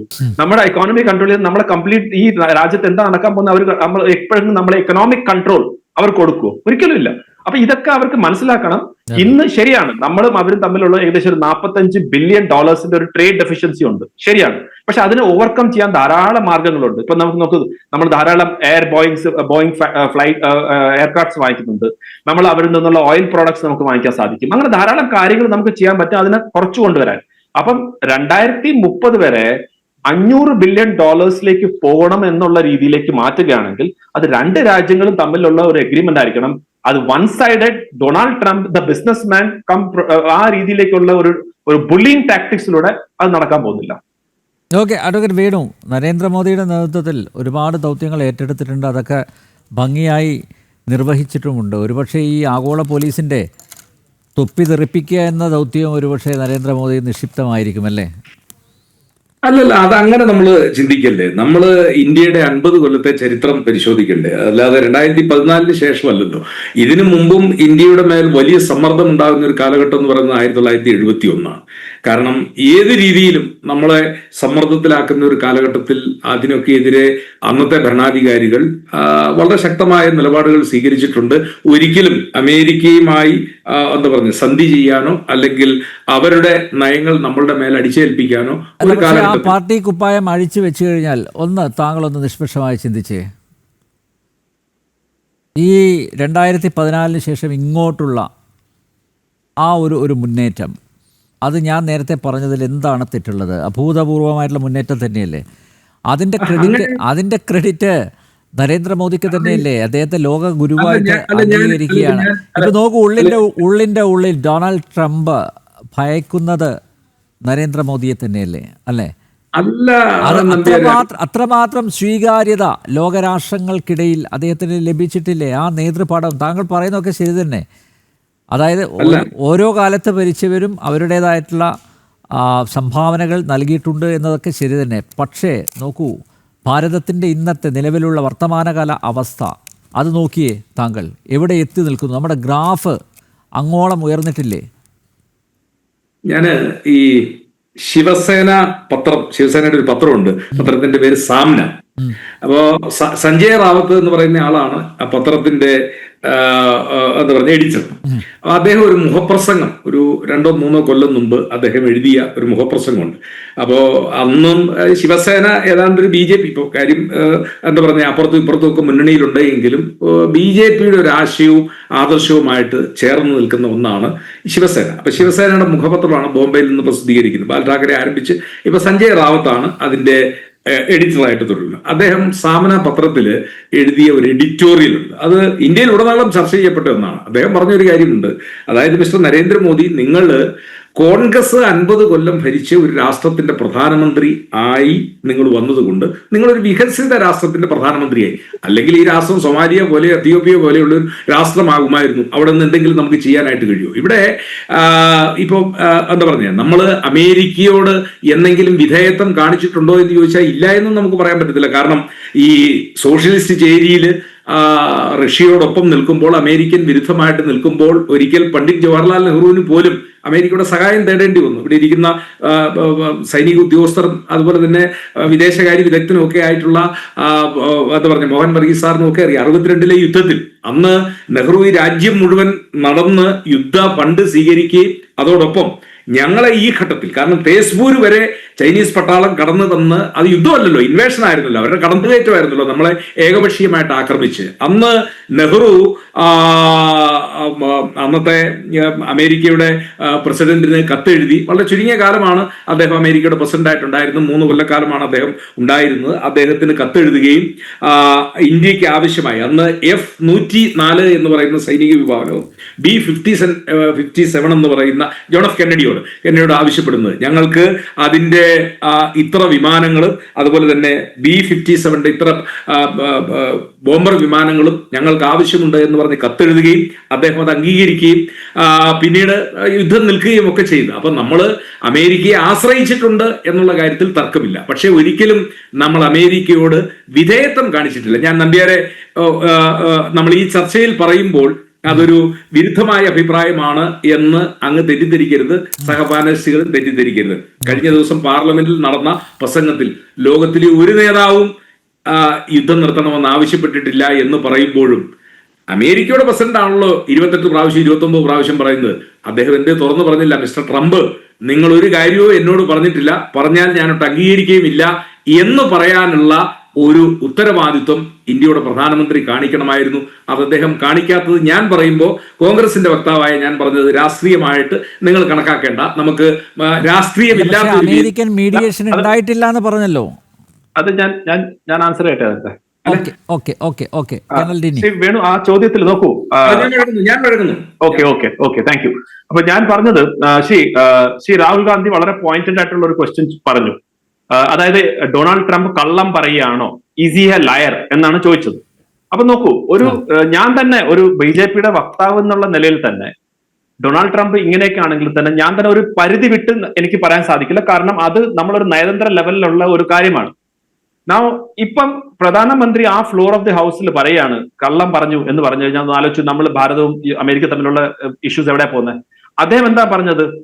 എന്നെ ലോകത്തുള്ള ഒരു രാജ്യത്തിലെ രാഷ്ട്ര തലവന്മാരും വിളിച്ചിട്ടില്ല. അപ്പം ലോകത്തുള്ള ഒരു രാഷ്ട്രം എന്ന് പറഞ്ഞാൽ അമേരിക്ക ഈ ലോകത്തുള്ള തന്നെ അല്ലേ ശ്രീ വേണു? അപ്പൊ അതുകൊണ്ട് തീർച്ചയായിട്ടും അതിൽ കൂടുതൽ അതിന്റെ കാരണം എന്താ? വിഷമാണ്. അതെ, നാളെ ഇനി വ്ളാഡിമിർ പുടിൻ പറയരുത് അമേരിക്ക അല്ല, ലോകത്തുള്ള മുഴുവൻ നേതാക്കളെ കുറിച്ചല്ല നമ്മൾ സംസാരിക്കുന്നത്. അല്ല, അതിനകത്ത് ട്രംപ് ഉണ്ടല്ലോ, വാദഗതിയെ കുറിച്ചാണ്. അല്ല, അതെ, ട്രംപ് അതിനകത്ത് ലോകത്തുള്ള ഒരു രാജ്യത്തിന്റെയും ഒരു രാഷ്ട്ര തലവനും ഈ കാര്യത്തിൽ ഇടപെട്ടിട്ടില്ല എന്ന് പറയുന്നതിനെക്കാട്ടി എന്താണ് കാരണം? ഇനി നാളെ പറയരുതല്ലോ, വ്ളാഡിമിർ പുടിൻ പറയും ഞാനാണ് ഇതിനകത്ത് ഇടപെട്ട്, അല്ലെങ്കിൽ ചൈന പറയും ഞാനാണ് ഇടപെട്ട്. അപ്പൊ എല്ലാം കൂടെ ഒരൊറ്റ ആൻസർ ആണ്. അത് രണ്ട് കാര്യമാണ്. ഒന്നൊരു സ്റ്റേറ്റ്സ്മാൻഷിപ്പ് ആണത്. അതായത് എത്ര പൊളിറ്റിക്കൽ പ്രഷർ ഉണ്ടെങ്കിലും ഞാൻ എന്റെ ഡിപ്ലോമാറ്റിക് ആയിട്ടുള്ള റിലേഷൻ സ്പോയിൽ ചെയ്യത്തില്ല. അത് മനസ്സിലാക്കുക നിങ്ങൾ. ഒരു സ്റ്റേറ്റ്സ്മാൻഷിപ്പ് എന്ന് പറഞ്ഞാൽ ഒരു യുദ്ധം തുടങ്ങാൻ ഈസിയാണ്, പക്ഷെ യുദ്ധം നിർത്തണമെങ്കിൽ അതൊരു സ്റ്റേറ്റ്സ്മാൻഷിപ്പിന് മാത്രമേ സാധിക്കൂ. കാരണം അത്രമാത്രം ഒരു വികാരമുണ്ട് യുദ്ധത്തിലേക്ക്. പക്ഷെ എന്റെ പൊളിറ്റിക്കൽ അഡ്വാൻറ്റേജിനെ കാട്ടി കൂടുതൽ രാഷ്ട്ര താല്പര്യം എന്താണെന്നുള്ള മാത്രമാണ് ആ ചിന്ത. ആ രാഷ്ട്ര താല്പര്യത്തിന്റെ പേരിലാണ് നമ്മൾ യുദ്ധത്തിലേക്ക് പോകാതിരുന്നതും. അതേ രാഷ്ട്ര താല്പര്യത്തിന്റെ പേരാണ് ഡൊണാൾഡ് ട്രംപിന്റെ പേരെടുത്ത് പറയാത്തത്. ഇല്ല, ഞാൻ ചോദിക്കുന്നത്, റഷ്യയുടെ പ്രസിഡന്റ് വ്ളാഡിമിർ പുടിൻ അവകാശവാദം ഉന്നയിച്ചിട്ടില്ല, ചൈനയുടെ പ്രസിഡന്റ് ആയിക്കോട്ടെ ഞാൻ പറയുന്ന വെച്ചാൽ നമ്മൾ ലോകത്തെ എല്ലാ രാജ്യങ്ങളും കൂടെ ഉൾപ്പെടുമ്പോൾ അതിനകത്ത് അമേരിക്ക ഇല്ലേ ശ്രീ വേണു? അതിപ്പോ ഇനിയിപ്പോ ഡൊണാൾഡ് ട്രംപ് അത് പേര് പറഞ്ഞാൽ മാത്രമേ അറിയത്തുള്ളൂ. അതൊരു ഡിപ്ലോമാറ്റിക് ആയിട്ടുള്ള എനിക്കൊന്നൊരു എന്താ പറയുക, ഡിപ്ലോമാറ്റിക് ആയിട്ടുള്ള ഒരു മൂവ്. ഞാൻ പറഞ്ഞില്ല ഒരു കാര്യം കൂടെ, അതായത് ജസ്റ്റ് ഞാൻ കഴിഞ്ഞാൽ ഞാൻ നിർത്താം. ഞാൻ ഫസ്റ്റ് പറഞ്ഞ പോലെ ഡിപ്ലോമസിക്ക് അതിൻ്റെതായിട്ടുള്ള ഒരു രീതിയുണ്ട്. അത് ഡിപ്ലോമസിക്ക് ശ്രീ മോഹൻ വർഗീസ് പറഞ്ഞ വളരെ ശരിയാണ്. അതിനകത്ത് BJP ഡിപ്ലോമസി എന്നോ അല്ലെങ്കിൽ കോൺഗ്രസ് ഡിപ്ലോമസി എന്നോ ഇല്ല. തീർച്ചയായിട്ടും സൈന്യത്തിനും അത് BJP ആർമി എന്നോ കോൺഗ്രസ് ആർമി എന്നോ ഒന്നും ഇല്ല. അതൊരു ആർമിയാണ്. മിനിസ്ട്രി ഓഫ് എക്സ്റ്റേണൽ അഫയേഴ്സ് അവരുടെ ഡിപ്ലോമസി എപ്പോഴും കോൺസ്റ്റന്റ് ആണ്. പക്ഷേ അപ്പൊ അതിനൊരു ന്യൂവാൻസ് ഉണ്ട്. അത് എങ്ങനെയാണ് ചെയ്യുന്നത്, എന്ത് വാക്ക് ഉപയോഗിക്കുന്നു, എവിടെ ഉപയോഗിക്കുന്നു, ആരെക്കുറിച്ച് പറയുന്നു, അതാണ് ഡൊണാൾഡ് ട്രംപിന് ഇല്ലാത്തത്. ഞാനത് അതൊരു വിമർശനമായിട്ട് പറയാണ്. അത് അദ്ദേഹം ട്വിറ്ററിലല്ല ചെയ്യേണ്ടുള്ളത്. അവിടാണ് ആ സ്റ്റേറ്റ്സ്മാൻഷിപ്പ് കാണിച്ച ശ്രീ മോദി. ഇത്രയും പൊളിറ്റിക്കൽ പ്രഷർ ഉണ്ടായിട്ടും ഡൊണാൾഡ് ട്രംപ് എന്നുള്ള ആ വ്യക്തിയുടെ പേര് പറയാത്തതിന്റെ അത് പക്ഷെ പേര് ഉൾപ്പെടുത്തി. ഇപ്പം മനസ്സിലാവുന്നവർക്ക് എല്ലാം മനസ്സിലാവും. എന്തുകൊണ്ടാണ് നമ്മൾ ഈ ചർച്ച നടത്തുന്നത്? ഈ ചർച്ച നടത്തുന്നത് തന്നെ ഇന്ത്യ വഴങ്ങി കൊടുക്കാത്തതുകൊണ്ടാണ് നമ്മൾ ഈ ചർച്ച നടക്കുന്നത്. അല്ല, ഡൊണാൾഡ് ട്രംപിന് തന്നെ മനസ്സിലായി, ഇവിടുത്തെ കോൺഗ്രസ്സുകാർക്കാണ് മനസ്സിലാവാത്തത്. ഒരു സെക്കൻഡ് കൂടി എനിക്ക് പറയാൻ ഇല്ല അഡ്വക്കേറ്റ് സേനാപതി വേണു, അതായത് ഡൊണാൾഡ് ട്രംപ് കാണിക്കാത്ത മര്യാദ നരേന്ദ്രമോദി കാണിച്ചു. അല്ല, അതല്ല, ഇവിടെ നമ്മൾ പാർലമെന്റിൽ ഒരു ഇഷ്യൂവിൽ ചോദ്യം ചോദിക്കുമ്പോൾ ഈ ചോദ്യമാണ് നമ്മൾ ചോദിക്കുന്നത്. ഇദ്ദേഹം 29 പ്രാവശ്യം ഞാനാണ് യുദ്ധം നിർത്തിയത് എന്ന് പറയുന്നു. ഇദ്ദേഹം പറയുന്നത് കള്ളമല്ലേ എന്ന് പറയുമ്പോൾ ലോകത്തിലെ ഒരു നേതാവും പറഞ്ഞിട്ടില്ല എന്നുള്ള ജനറലൈസ്ഡ് മറുപടി അല്ലല്ലോ നമുക്ക് വേണ്ടത്. ഇദ്ദേഹം, അതായത് അമേരിക്കയുടെ പ്രസിഡന്റ് ട്രംപ്, ഈ അവിടെയാണ് ആ ഡിപ്ലോമസിയുടെ പ്രസക്തിയെ കുറിച്ച് ശ്രീ കേണൽ ഡിന്നി ചൂണ്ടിക്കാണിച്ചത്. അതാണ് അല്ല, ആ ഡിപ്ലോമസിയാണ് ഞങ്ങളെപ്പോലുള്ള ആളുകൾ സംശയിക്കുന്നത്. തല കുനിച്ചു കൊടുക്കുന്നുണ്ടോ അമേരിക്കയുടെ ധാർഷ്ട്യത്തിന് മുമ്പിൽ, അഹങ്കാരത്തിന് മുമ്പിൽ നമ്മൾ അതിന്റെ ഉത്തരം എനിക്ക് ഇത്രേ ഉള്ളൂ വേണു. അതിന്റെ ഉത്തരം എനിക്ക് ഇത്രേ ഉള്ളൂ. ഇപ്പൊ ഉറങ്ങുന്ന ആളെ നമുക്ക് തട്ടി ഉണർത്താൻ പറ്റും, പക്ഷെ ഉറങ്ങുന്ന നടിക്കുന്ന ആളെ നമ്മൾ എത്ര തട്ടിച്ചാലും അത് വളരാൻ പോകുന്നില്ല. അത്രേ എനിക്ക് പറയാനുള്ളതാണ്. കാരണം അത് വളരെ ക്ലിയർ. അത് ബാക്കി ഡോക്ടർ മോഹൻ വർഗീസ് ഒക്കെ പറയാം അതിനെ കുറിച്ച്. ഉറക്കം നടിക്കുന്ന ആളെ തട്ടി ഉണർത്താം, പക്ഷെ ഉറക്കഗുളിക കഴിച്ചിട്ട് പിന്നെ ഈ പറയുമ്പോഴാണ് നമുക്ക് ബുദ്ധിമുട്ടായിട്ട് അതിന് വലിയ ഡേഞ്ചറസ് കാര്യമാണ്. ബോധ്യപ്പെടുത്താൻ പറ്റത്തില്ല. കാരണം ഞങ്ങൾ ചോദിച്ച വളരെ സിമ്പിളായ ചോദ്യമാണ്. 29 പ്രാവശ്യം ഇദ്ദേഹം ഇതേ കാര്യങ്ങൾ ആവർത്തിച്ച് പറയുമ്പോൾ അദ്ദേഹം പറഞ്ഞത് കളവാണ് എന്നുള്ളതായിട്ട് മറുപടിയല്ലേ? അതല്ലേ സേനാപതി പ്രതിപക്ഷ നേതാവിന്, നിങ്ങളുടെ നേതാവിന് ഇങ്ങനെ കുസൃതി ചോദ്യങ്ങൾ ചോദിക്കാനല്ലേ സമയമുള്ളൂ? അതുകൊണ്ടാണല്ലോ കഴിഞ്ഞ ദിവസം സുപ്രീം കോടതി എടുത്തിട്ട് കോടതി ഇന്നൊരു ചോദ്യം ചോദിച്ചിട്ടുണ്ട്. ശ്രീ വേണു അഡ്വക്കേറ്റ് ആണ് അദ്ദേഹം. അത് വളരെ ക്ലിയർ, കൃത്യമായിട്ട് അതൊരു ചോദ്യങ്ങൾ ചോദിക്കുന്നതിന് ഒരു ആര് എതിരല്ല ശ്രീ വേണു. ചോദ്യങ്ങൾ ചോദിക്കണം, ജനാധിപത്യത്തിൽ ചോദ്യം ചോദിക്കണം, പാർലമെന്റിൽ ചോദ്യം ചോദിക്കാം. പക്ഷെ രാജ്യ താല്പര്യത്തിന് വിരുദ്ധമായിട്ടുള്ള പരാമർശം ആണ് അത് വരുന്നെങ്കിൽ അത് തെറ്റാണ്. അതിനകത്ത് ഞാൻ ആരെ രാജ്യദ്രോഹികളോ അല്ലെങ്കിൽ നമ്മളെക്കാട്ടി രാജ്യസ്നേഹം കുറവോ കൂടുതലോ ഒന്നൊന്നല്ല ഞാൻ പറയുന്നത്. നമ്മുടെ രാഷ്ട്ര താല്പര്യം എന്താണെന്ന് മനസ്സിലാക്കാനുള്ള ഒരു സ്റ്റേറ്റ്സ്മാൻഷിപ്പ് ആയിട്ടുള്ള ലീഡേഴ്സ് വേണം നമ്മുടെ രാജ്യത്ത്, എല്ലാ പാർട്ടീസിലും വേണം. ആ രീതിയിൽ നമ്മൾ 2000 സ്ക്വയർ കിലോമീറ്റേഴ്സ് ചൈന പിടിച്ചടക്കി എന്ന് പറയുന്നത് അത് എത്ര ഇറസ്പോൺസിബിൾ ആയിട്ടുള്ള സ്റ്റേറ്റ്മെന്റ് ആണ്. കാരണം ഇന്ത്യയും ചൈനയും തമ്മിലുള്ള യുദ്ധം നടന്നു. ഞാൻ ആ ഏരിയയിൽ സെർവ് ചെയ്ത ഒരാളാണ്. 2000 സ്ക്വയർ കിലോമീറ്റർ എന്ന് പറഞ്ഞു കഴിഞ്ഞാൽ ഓൾമോസ്റ്റ് എത്ര 20 കിലോമീറ്റർ ബൈ 10 കിലോമീറ്റർ. ഇത്രയും പിന്നെ നമ്മളൊക്കെ എന്തിനാ അവിടെ ഇന്ത്യൻ ആർമി എന്തിനാ? ശ്രീ സേനാപതി വേണു, ഞാനും ഒക്കെ ബ്രിഗേഡിയർ ബാലൻ സാറൊക്കെ നമ്മൾ യൂണിഫോം ഇട്ട് എന്തിനാണ് അവിടെ നമ്മൾ ഇരിക്കുന്നത്? അത്രയും സ്ക്വയർ കിലോമീറ്റർ പോയിട്ടുണ്ടെങ്കിൽ പിന്നെ നമ്മളൊക്കെ എന്തിനാ ജീവിച്ചിരിക്കുന്നത് ശ്രീ വേണു? ഞാൻ അങ്ങ് പറഞ്ഞതിനെ എല്ലാം ഉൾക്കൊണ്ടുകൊണ്ട് ഞാൻ ചോദിക്കുന്നു, നമ്മുടെ 20 സൈനിക ഉദ്യോഗസ്ഥര് ചൈനീസ് അതിർത്തിയില് ചൈനീസ് പട്ടാളവുമായിട്ട് ഏറ്റുമുട്ടി. നദിയുടെ പേര് ഞാനിപ്പോ പെട്ടെന്ന് മറന്നു. നോക്ലാമിന്റെ ഭാഗത്ത് അവര് 20 പേരുടെ മരണം, അല്ലെങ്കിൽ 20 പേരുടെ രക്തസാക്ഷിത്വം. അങ്ങ് ഒരു ബറ്റാലിയന്റെ കമാൻഡർ ആയിരുന്നു. അങ്ങേക്ക് തത്തുല്യമായ ഒരു ബറ്റാലിയൻ, എനിക്ക് തോന്നുന്നു ബീഹാർ റെജിമെന്റിന്റെ ആണ് ശ്രീ സന്തോഷ് യാദവ് എന്നല്ലേ സന്തോഷ് ബാബു, കേണൽ സന്തോഷ് ബാബു. ഞാൻ ഒരൊറ്റ ചോദ്യം നമ്മൾ സൈനികരായതുകൊണ്ട് ചോദിക്കാം. ഇന്ത്യയുടെ ചരിത്രത്തിൽ എവിടെയെങ്കിലും അതിർത്തിയിൽ ഒരു സംഘർഷത്തിന്റെ പേരിൽ ഒരു ബറ്റാലിയന്റെ കമാൻഡർ കൊല ചെയ്യപ്പെട്ടിട്ടുള്ള, അല്ലെങ്കിൽ അദ്ദേഹം വീരവൃത്തി വരിച്ച ഒരു സംഭവം ഇന്ത്യയുടെ ആർമിയുടെ ചരിത്രത്തിൽ ഉണ്ടായിട്ടുണ്ടോ? ഞാൻ അതിന്റെ ഉത്തരം പറയാം. ഞാൻ കൃത്യമായിട്ട് അതിന്റെ ഉത്തരം പറയാം ശ്രീ വേണു. അതേ ഈ ബറ്റാലിയന്റെ തൊട്ട് താഴെയുള്ള ഒരു ബറ്റാലിയനായിരുന്നു ഞാൻ കമാൻഡ് ചെയ്തത്. അതേ സ്ഥലത്ത് വെച്ച് പലപ്പോഴും, അതായത് നോർത്ത് ഓഫ് പെങ്കോങ്സോ, പല സമയത്തും എന്റെ ട്രൂപ്സ് ഇതേപോലെ ചൈനയുമായിട്ട് ഏറ്റുമുട്ടിയിട്ടുണ്ട്. മരണം നടന്നില്ലെന്നേ ഉള്ളൂ, പക്ഷെ അങ്ങോട്ടും ഇങ്ങോട്ടും പരിക്കുകൾ പറ്റിയിട്ടുണ്ട്. ദൈവത്തിന്റെ അനുഗ്രഹം കൊണ്ട് എനിക്ക് നമ്മൊന്നും പറ്റാതെ നമ്മൾ തിരിച്ചു വന്നു. അപ്പൊ അവിടെ എന്താണ് സംഭവിക്കുന്നത്? അവിടെ ഒരു അതിർത്തി നിശ്ചയിച്ചിട്ടില്ല. അവിടെ ഉള്ളത്, ഞാൻ ഇത് ടെക്നിക്കൽ ആയിട്ടുള്ള കാര്യമാണ്, ഞാൻ വളരെ ഈസി ആയിട്ട് എക്സ്പ്ലെയിൻ ചെയ്യാം. അവിടെ 3 തരത്തിലുള്ള കാര്യമുണ്ട്. ഒന്ന്, ഇന്ത്യയുടെ ഭാഗത്ത്, അത് ഇന്ത്യൻ കൺട്രോളിൽ കംപ്ലീറ്റ് ആയിട്ടുള്ള line of control, line of actual control, ചൈനീസിന്റെ ഭാഗത്തുള്ള ചൈനയുടെ ലൈൻ ഓഫ് ആക്ച്വൽ കൺട്രോൾ. ഇതിന്റെ ഇടയ്ക്കൊരു ഏരിയ ഉണ്ട്, അതിനാണ് ഏരിയ ഓഫ് ഡിഫറിംഗ് പെർസെപ്ഷൻ എന്ന് പറയുന്നത്. അത് 2 പേരും കൂടെ മത്സരിക്കുകയാണ് അത് ഏരിയ, കാരണം ഒരു അതിർത്തി ഇല്ല.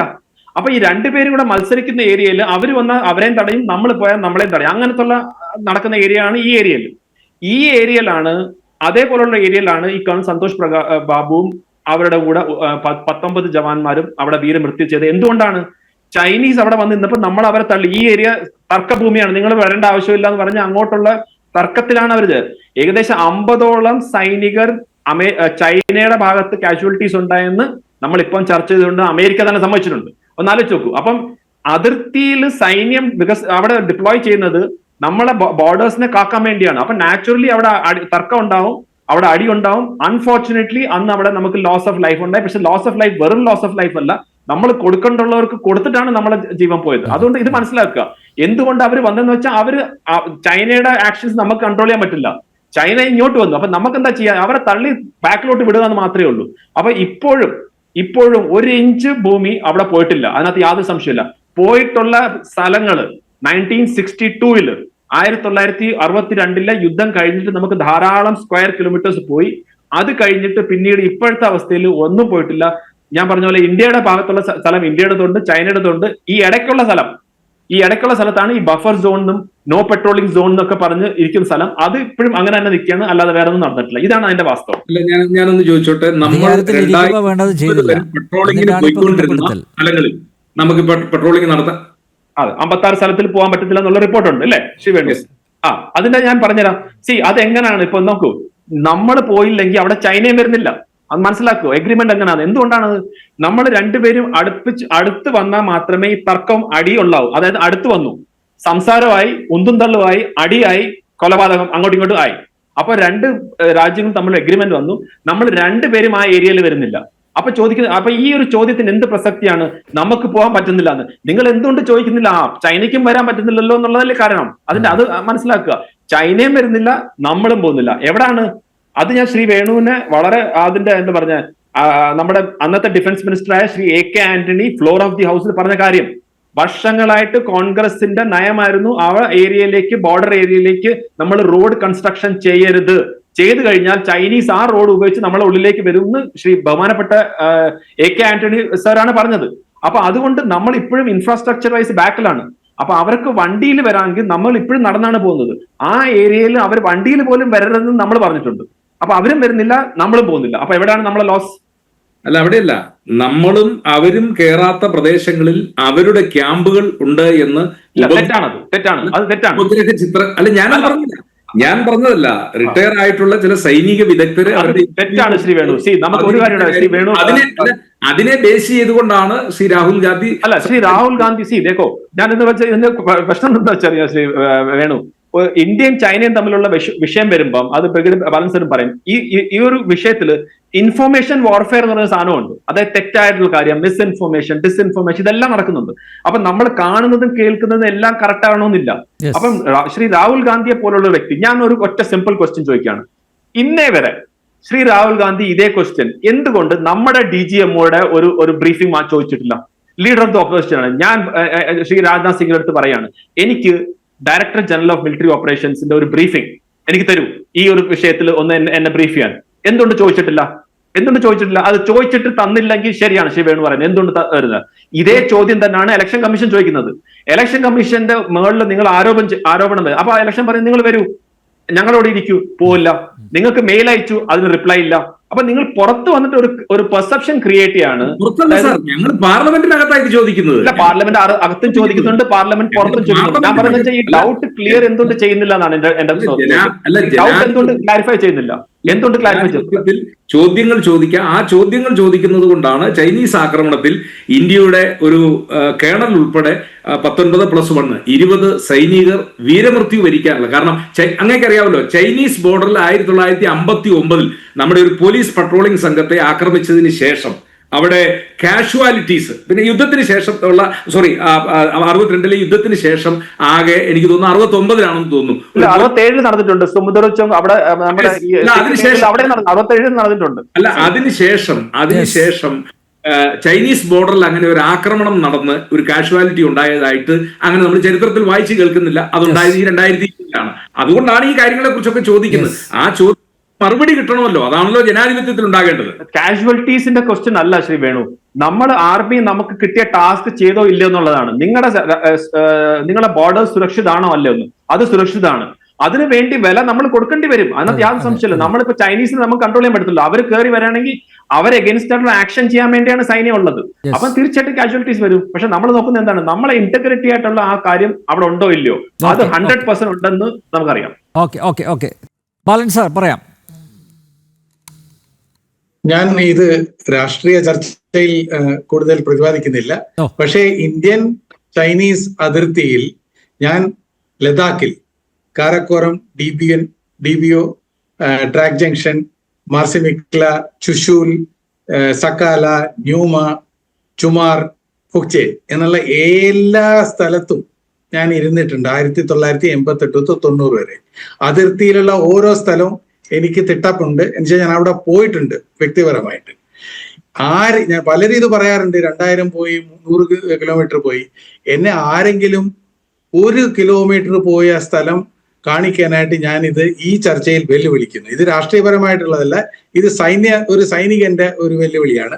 ആരെങ്കിലും എന്നെ എവിടെയാണ് ആ 1 കിലോമീറ്റർ എങ്കിലും പോയിട്ടുള്ളതെന്ന് കാണിക്കാമെങ്കിൽ ഞാൻ അന്ന് അദ്ദേഹത്തെ ഈ പബ്ലിക്കായിട്ട് ഇതിന് മാപ്പ് ചോദിക്കാം. രണ്ടാമത്തേത്, നമ്മൾ വീണ്ടും പഴയ വിഷയത്തിലേക്ക് ഒന്ന് കടക്കണം. അതായത് നമ്മളുടെ ട്രംപിന്റെ വിഷയത്തിലേക്ക്. അപ്പൊ എല്ലാ കാര്യത്തിലും നമ്മൾ എന്തിനാണ് ട്രംപ് പറയുന്നതിന് പ്രതികരിക്കേണ്ടതല്ല. ഇനി നമ്മളും കുറച്ച് കാര്യങ്ങൾ അങ്ങോട്ട് ചെയ്യണം. ഇപ്പൊ ട്രംപ് എല്ലാ ദിവസവും ഓരോ കടലാസ് പുലികളെയാണ് വിടുന്നത്. അതിന് നമ്മൾ ഗവനിക്കേണ്ടതില്ല. ട്രംപ് എന്ന പുലിക്ക് ഒരു മർമ്മമുണ്ട്. ഏതൊരു ദുര്യോധനനും ട്രംപ് വാത് കളിക്കുകയാണ്. ട്രംപിന്റെ ബിസിനസ് ഏതൊക്കെയാണ്? ട്രംപിന്റെ ബിസിനസ് ആണ് ട്രംപ് ടവേഴ്സ്, അതായത് റിയൽ എസ്റ്റേറ്റിൽ ഇന്ത്യയുടെ പോളിസി 100% ഫോറിൻ ഡയറക്റ്റ് ഇൻവെസ്റ്റ്മെന്റ് ഉള്ളതാണ്. ഓക്കെ, ഡോക്ടർ മോഹൻ വർഗീസ്, നമുക്ക് കൺക്ലൂഡ് ചെയ്യാം. 1 മിനിറ്റ് മാത്രമേ ശേഷിക്കുന്നുള്ളൂ. അപ്പോൾ ഈ ഇരട്ടത്താപ്പെ നിയോ അമേരിക്ക എന്നായിരുന്നു നമ്മുടെ ചോദ്യം. അത് ഇരട്ടത്താപ്പെ നിയോ ഡൊണാൾഡ് ട്രംപ് അങ്ങനെയാക്കി മാറ്റണോ അല്ലേ? അമേരിക്ക നമ്മൾ ഇൻ ജനറൽ കുറ്റപ്പെടുത്തേണ്ട ആവശ്യമില്ല. അമേരിക്കയും ട്രംപിനെയും വേർതിരിച്ച് കാണാനാവുമോ? അതൊരു ന്യായമായ ചോദ്യം തന്നെയാണ്. ഇരട്ടത്താപ്പിൻ്റെ പേരാണ്, പര്യായമാണ് ഡൊണാൾഡ് ട്രംപ്. അത് ടിപ്പിക്കൽ ബിസിനസ് ഇരട്ടത്താപ്പ് തന്നെയാണ്. അതേസമയം അമേരിക്കയുടെ ഒരു ലാർജർ ഇൻട്രസ്റ്റ് അത് ഇപ്പോഴും റെലവൻ്റ് ആയതുകൊണ്ടാണ് ഇന്ത്യയുടെ പ്രധാനമന്ത്രിയോ ഇന്ത്യയുടെ ഭരണ നേതൃത്വമോ പേരെടുത്ത് പറഞ്ഞുകൊണ്ട് അമേരിക്കൻ നേതൃത്വത്തെ വിമർശിക്കാതിരിക്കുന്നതിൻ്റെ പിന്നിൽ ഒരു ലാർജർ ഇൻട്രസ്റ്റ് ഉണ്ട്. അമേരിക്കയുടെ ഒരു വ്യാപാര സംഘം 6ാം റൗണ്ട് ചർച്ചയ്ക്ക് വേണ്ടി ഈ മാസം 24-ാം തീയതി ന്യൂഡൽഹിയിലെത്തുന്നു. അപ്പോൾ ഇവിടെ നമുക്ക് പ്രതീക്ഷകളുണ്ട്. ഇവിടെ നമ്മൾ ചെയ്യേണ്ടത് ഇപ്പോൾ ഒരു നെഞ്ചത്തടിച്ചുകൊണ്ട് ഇത് അങ്ങനെയാണ് ഇങ്ങനെയാണെന്ന് പറഞ്ഞ് അമേരിക്കയെ കട്ടയ്ക്ക് എതിർക്കുക എന്നുള്ളതല്ല. പരമാവധി രാജ്യ താല്പര്യം സംരക്ഷിച്ചുകൊണ്ട് ഒരു കോംപ്രിഹെൻസീവ് ഡീലിലേക്ക് എത്താനാവുമോ എന്നാണ്. പക്ഷേ അത് പഞ്ചപുച്ഛമടക്കിക്കൊണ്ടാവില്ല എന്നതിൻ്റെ സൂചനയാണ്. കൃത്യമായ ഇടവേളകളിൽ ഇന്ത്യ കഴിഞ്ഞ 2-3 ദിവസത്തിനുള്ളിൽ പ്രസ്താവനകളിലൂടെ പുറത്തുവിട്ടത് ഇന്ത്യയുടെ മനസ്സ് കീഴടങ്ങാൻ ആഗ്രഹിക്കുന്ന ഒരു മനസ്സല്ല. അതുകൊണ്ടൊരു ലെവൽ പ്ലേയിങ് ഫീൽഡിൽ ചർച്ചകൾ നടക്കും, അത് ഫലപ്രാപ്തിയിലെത്തും.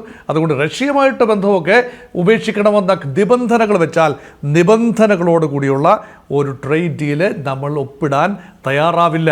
അതേസമയം സമഭാവനയോടുകൂടിയുള്ള ഒരു ഡീൽ ഒപ്പിടാൻ തയ്യാറാകും. India is keeping all options open. അതാണ് യഥാർത്ഥത്തിൽ നേരത്തെ നമ്മൾ പറഞ്ഞ സ്റ്റേറ്റ്സ്മാൻഷിപ്പ്. അത് ഇന്ത്യയുടെ രാഷ്ട്രീയ നേതൃത്വം ആവോളം കാട്ടുന്നുണ്ടോ എന്നത് ശുഭോദർക്കമായ കാര്യവുമാണ്. യെസ്, വെരി ക്ലിയർ, എല്ലാം വ്യക്തമായിരിക്കുന്നു.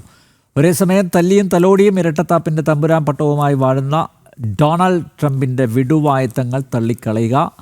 ജന ഡിബേറ്റ് ഇവിടെ പൂർണ്ണമാകുന്നു. ചർച്ചയിൽ പങ്കെടുത്ത എല്ലാ അതിഥികൾക്കും നന്ദിയൊപ്പം പ്രേക്ഷകർക്കും.